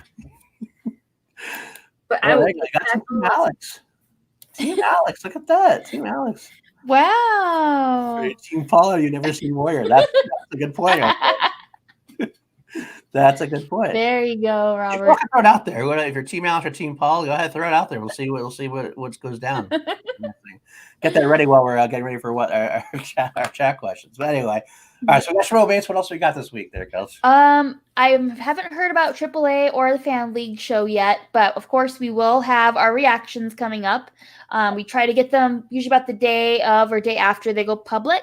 So we'll keep you posted on that. We're trying to get more regular with that. We're figuring it out. So we will have those posted. And then we'll, of course, have live next weekend, which I hopefully will have my co-hosts that I've been having lately here because they are a treat, especially when they are together. But yeah, unless I'm missing anything. Oh, I did see one in the chat mention asking us when we're going to do 1,000 subs celebration. Our 2-year anniversary of the show is in like a couple weeks. So we're going to combine the two and have the 1,000 subs / 2-year anniversary episode all together. We'll keep you posted on social media. Absolutely. Yeah. It's going to be a special stream that should be. It's going to be very a fun. fun night for sure. Maybe we'll watch Warrior. Maybe that'll be. I feel like we need to watch along to Warrior now, whether it's on Ladies Night, whether it's on this, whether it's just on our own. Like, I feel like it's a thing now, Alex. I think you've made it have to be a thing where we make you watch Warrior on camera. If we get to the end of March with 1,500 subscribers, we'll make it a thing. If not, tough shit. Tough shit. Does not give the people what they want. All right. Well, our last segment, which we can wait for a second for it to, but we will do. Questions from the chat. Fair enough. Alex. All right. Questions from the chat. Any questions you guys have for us? It could be Schmoedown related. It could be not. Just whatever you're interested in knowing about us, ask us and we will answer. So you can even ask us personal questions. Yeah, you can ask us personal questions. I am pretty open book, so there's not much that you can just ask me things. I don't care. And that's true. Yes, we are. We mostly call that moderators. Yes, we are. We are moderators and proud for the tagline. Everybody should watch that show. You should watch the tagline. It is an amazing show. The boys are so great. It's so fun to watch the Addams Brothers, and then the moderators in the chat are kind of fun too. So, I have seen the way back, and I really loved it. I just saw that. You really should see fucking Warrior then, for Christ's sake. Priorities. Alex, how dare you? Again, how dare you? I don't know, Lucas. You knew this going into it. What is Alex going to be on the Action Guys? I'm sure she'll be on if they ask her at any time, probably. Technically, I have been on Action Guys like for 2 minutes, as well as everyone else here. Remember? That's true. That's true. When we were in LA. That's true. Oh, Action Unfiltered, but yeah, we were on Action Unfiltered. Oh yeah, that's true. Yeah, we've been on their channel. Mhm. How do you make a peanut butter and jelly sandwich? I can't eat them, so I just eat a spoonful of peanut butter and call it good. Ooh, okay. I do. What I you spread. get a spoonful of peanut butter, Mhm. and then you dip it in the jar of jelly and squish it around. And then you take Mm. it out with spoon in hand, and then you like put a wrap of bread. Oh, thank you. Thank you. Oh bugger. It's gonna be Alcohol? no. You can have alcohol, that's right. Mm. Okay, while she's eating, I'll go to mine. Peanut butter on one side, peanut butter on the other side, a little bit of jelly in the middle, spread it around. And then There you go. then you take a thing of bread, you squish it because it's Wonder Bread over. You squish it around the spoon with all the jelly, and then you just like pull it up over the spoon, and then it just comes like this like ball of mush in your hand, and then you eat it. Okay. Fascinating. Let's see. It is. That's the way it goes.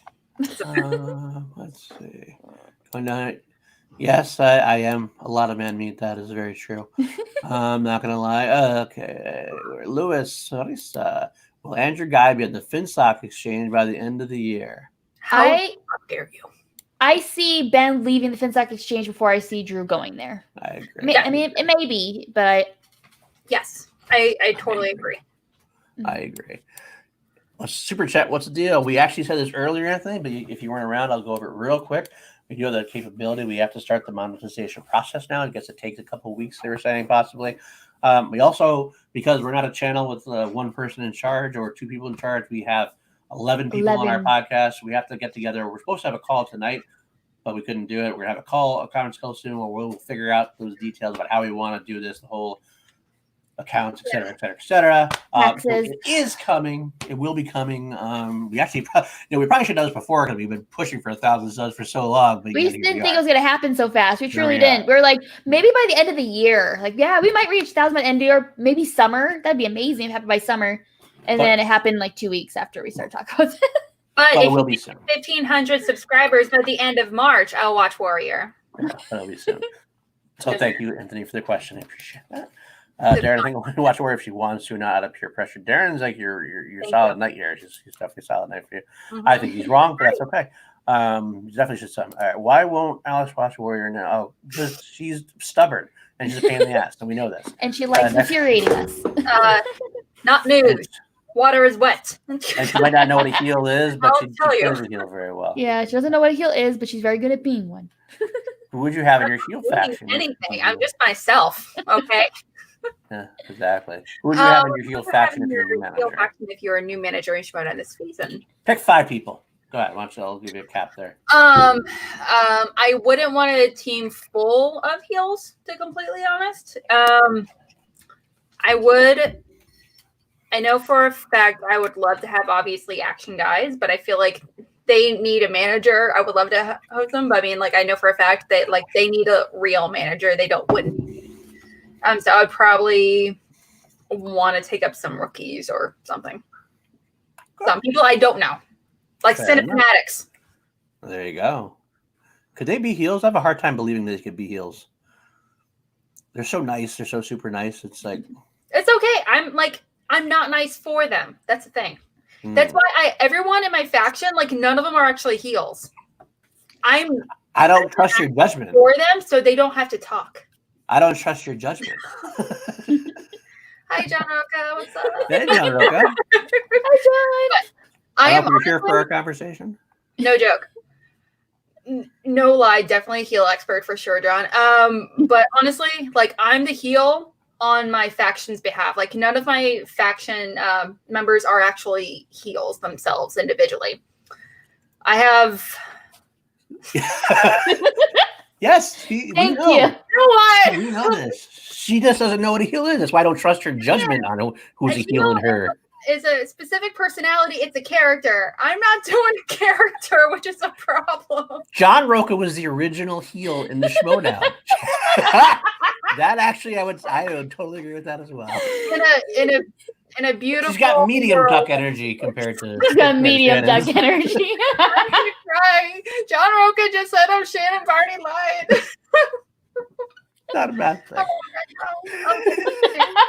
Let's be honest with ourselves here. All right. Garth McMurray wants to know if there's any more plans for more shows that ain't involved more fellow fans and Action Army folks I want in. I don't know if we have any more planned right this second. Things are always in flux. Like I said, we're wrapped up a conference call soon, so maybe that'll be discussion, something we want to have for the future. But we'll let you know. We'll let you know if we do. Yeah. I mean, if you guys want more shows or anything along these lines, let us know what kind of shows you like. Is there any shows that you'd be interested in like participating in, or that you would just love to see us? Ooh, we can have like a action cat show. Action cat. Y'all have cats. It's doable. Yeah. So speaking of shows involving fans, we got Roca, and John Roca is in here. We do have to get him on Schmoedown at some point too, right, Alex? Yeah. That's true. That's true. I actually tried messaging you, John, just saying for Schmoebaits. However, your thing, I'm unable to DM you. I know you're a popular fella, so I totally understand. Otherwise, maybe I could just tag you in a tweet, though. That's true. The line blurs are usually the best. That's true. Yeah, that's a very true statement to have. Mm-hmm. All right, let's see other questions.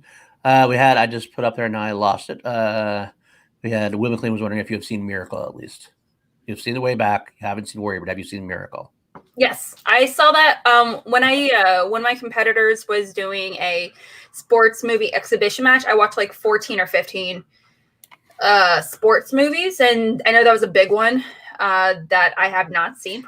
Pretty well known, and I think it is directed by Gavin O'Connor. I want to say, yes, right? That's why. Yes, that's the Gavin O'Connor sports trilogy. But I literally had it in my head that it was like made in 1990. You're just not. That would be a great debate right there. I would love to see that happen. Come on, Snyder talked about how he wants to come back. He does. He wants to like debate next time. He initially said, "I don't want to debate. I want to judge just to see what it's like." But now, after we chat, he said he wants to debate. So who knows? Yeah. I'd love to do. I think that would come some great questions for them. But just saying, Brandon, I thought you already wanted to defend Rob. Wow. Isn't that what you were hoping to do? I don't know. Hitman wants to challenge anybody at this point. Brandon's just like, get me back in there. Get me back in there. Brandon has big duck energy. He's got the win under his belt. He thinks he can beat anybody. He wants to defend his undefeated streak at this point. I get it, because there's one other person who's undefeated here. This guy. It's Chris Adams, a tagline on Son of an Action Channels at Tuesday at 9:30 Central or 10:30 Eastern. So we just want to make sure. I would love to join you. Let's see. Why is the goal to reach 1,500? Why you got to reach 1K again? That's true. True. We got to work our way back up because Alex destroyed our channel. That's fine. I stick by it. I stick by it. 1,500, man. It might be, Kaiser. Want to jump on? Ladies' night went 5.5 hours. We've been known to do it. Yeah. I'm learning here. Good Lord. Well, Alex say PLD is a thing first, or watching Face F and our Warrior. Alex actually said PLD is a thing. You've been saying PLD is a thing. No, right? it's not. Oh, okay, you're off again then. No, I'm gonna say I'd rather watch Warrior. Wow. Shots fired. Smack talk going on. I love it. Shots fired. Who we got here? Just PBJ.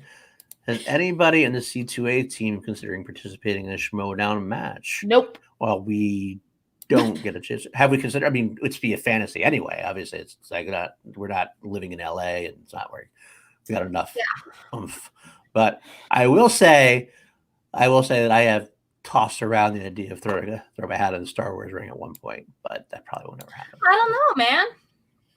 I've tossed around the idea. Supposedly, you need to audition for a Fan League faction. I would have to. I've talked about that too. Proving your skill set.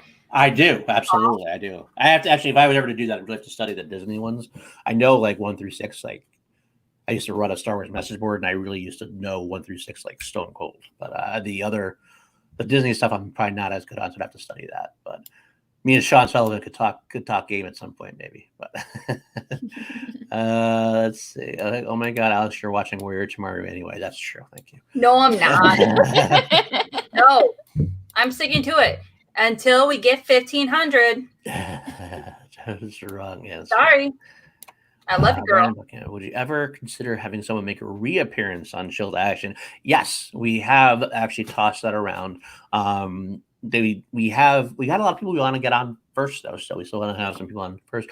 There's definitely some people like, especially the earlier episodes. Roxy Star was our first episode. It actually wasn't even chill then. It was like it was kind of retconned it into being the first chilled action episode per se. We have to talk about having Roxy back on at some point. Some of our earlier Kaiser was a great success. Bibiani was a lot of fun.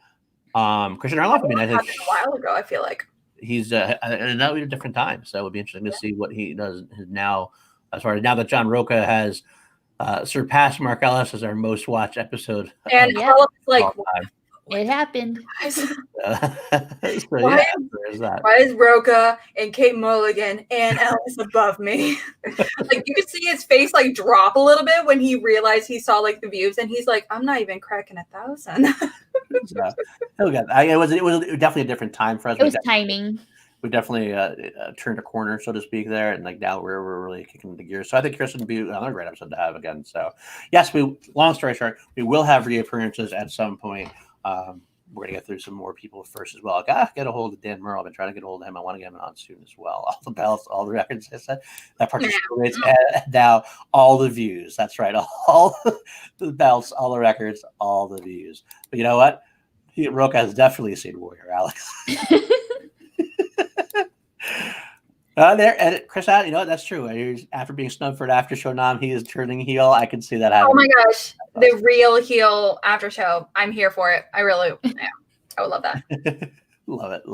It's like when I see Roca saying all the views, I'm like picturing. I remember one of my first matches I ever saw was Roca.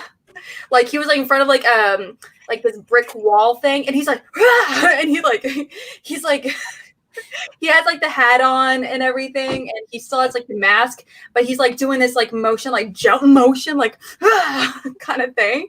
And I was like, and so whenever he says like all the belts, all the records kind of thing, I like picture like this jutting motion with that like sudden energy and good time. I thought, well, the energy that Roca had, like, one of my favorite parts of the Schmoedown history was when Roca won the belt that first time against Merle. I cried. And he had that like legit cry. His voice broke like a teenage boy. It was like ah! It was so great. Like, it was so emotional. You could tell how much it meant to him. It was really powerful. I liked it so very much. Mm-hmm.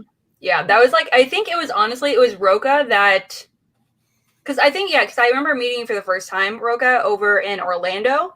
And I remember telling you were like the one that really made me understand the correlation that because I thought you were like a legit asshole. And then because I didn't grow up with wrestling, as you guys know, I didn't grow up with that whole thing. And so it was like a very foreign concept. So I literally thought this, like, that's what it was. And then I saw like all these competitors that were kind of chill. They were kind of asshole-ish, but I was like nothing obscene. I'm like, yeah, I know guys like this. So whatever. But I never saw anyone like Roca. Roca was like being a little more out there where it was clearly like it was a character, and I was like, I get it now. So action guys are the same thing. A lot of people will tell us that they saw they're dicks, but they saw action movie and they're like, oh, that's what Drew does. Oh, okay. So they're actually cool people. Yeah. Happy International Women's Day between Kelsey now. If that's true, we didn't mention that. That's a happy International Women's Day. Happy International Women's Day, everybody. Let's see. Anything else down here? Yes, like I said, all the views. All the views. All the chewing tobacco is for John Kaiser. True. Fair enough. Okay, fair enough on that as well. Yes, the good old days. That is true. Those were great days back in the day. So very true. No idea. Still has no idea. Big duck energy. Yes, that's what as we say this now. Brad had it's time to review my resume. Oh God. Dropped it the same round as you. Oh, Hitman coming in hard. I just said Hitman. I always said the Hitman, the greatest horseman of all time, right? Hitman's coming in hot with that one. Was that a pun, Kelsey? I'm sensing a pun here. Wow. There you go. Okay. Even Ghai is just like, damn. Oh boy. that's what we've reached the end of the chat. Yeah, I think that's it. Because that's just a moment, but if not. All right. Well, I think that's our show tonight. We've gone almost 2.5 hours, so this is a substantial show. We talked about a few things. Just a few. Had a few. We actually had some arguments. Yay! That's what you come to expect with us now. Wow, that's good. No, you were Whoa! Manning. Okay. All right. Well, thanks everyone for joining us tonight. I want to again thank my amazing co-hosts, Paul, Pauly D, PLD, where people can find you. At Paul_Denuzio on Twitter. Find me on Chilled Action tomorrow. Also, you can find me on Class Action, a show on Saturday, which is on Bettinger's Action Industries YouTube channel with fellow Called Action hosts Richard Eric Jarvie. We do this on a weekly basis. Those are kind of cool. And finally, I did open up my own YouTube channel recently, some short form content, PLD projects, I call it. I've done a Star Wars show. I've also done a show on the 1980s sci-fi franchise V. I have some more stuff. Maybe I might have an interview show at some point. It's still big time in development. It's a PLD 1C, going over 100 subscribers at this point. So anyway, that's all you find me. And thank you, John. I appreciate you stopping by as well. And good night, Sean. Yes, we have everybody here. So everybody saying good night in here. Love you all. Good night, everybody. Hey, what up? I'm saying, go ahead. I'm saying. We're just saying good night to the people that are popping up. You don't see Warrior, you don't get to say anything. That's all. I was like, wherever we find you, we can find you in a chair watching Warrior. Okay. All right. You can find me here now watching Warrior at. You can find me not watching Warrior, where I actually host Schmoebaits every single Wednesday. And this week, again, I'm going to be having Schmoebait episode at 9:30 Central. That would be 7:30 out in Pacific, and 10:30 Eastern. So please come hang out with us. We're going to be arguing some really awesome questions inspired by some upcoming matches. So it's going to be a whole hoot and a half. And also, I have Brad Gilmore coming up following, but please check us out in podcast form. That'd be greatly appreciated. We are available anywhere podcasts are found: Spotify, Google Playlists, Google Podcasts, down to Apple Podcasts. We're everywhere in between. But also, I actually run C2A Twitter, so definitely check us out there. It could be. I could do that. Hey, if you're paying me, what are you paying me in? Or you get some burgers for me, make the burgers, bring the beer. I'll be right there anytime you want. All right. And you can find me at KelseyKens90 on Twitter and Instagram. I also run the Call to Action Podcast Instagram, so you can interact with me there. If you have ideas of things you'd like to see on the Instagram, let me know. Instagram is kind of a new thing for me, so I'm trying to figure that out. TeePublic, we have merch. They had a sale going on. I'm not sure if it ended today or yesterday technically or not. But check it out. I think there's a sale. So get your Schmoedown merch, get your Call to Action merch. Just get merch. There's a lot of it there. All the merch. And of course, you can find me here every week hosting Call to Action Live. And we will see you next time, guys. Love you. Take care, guys.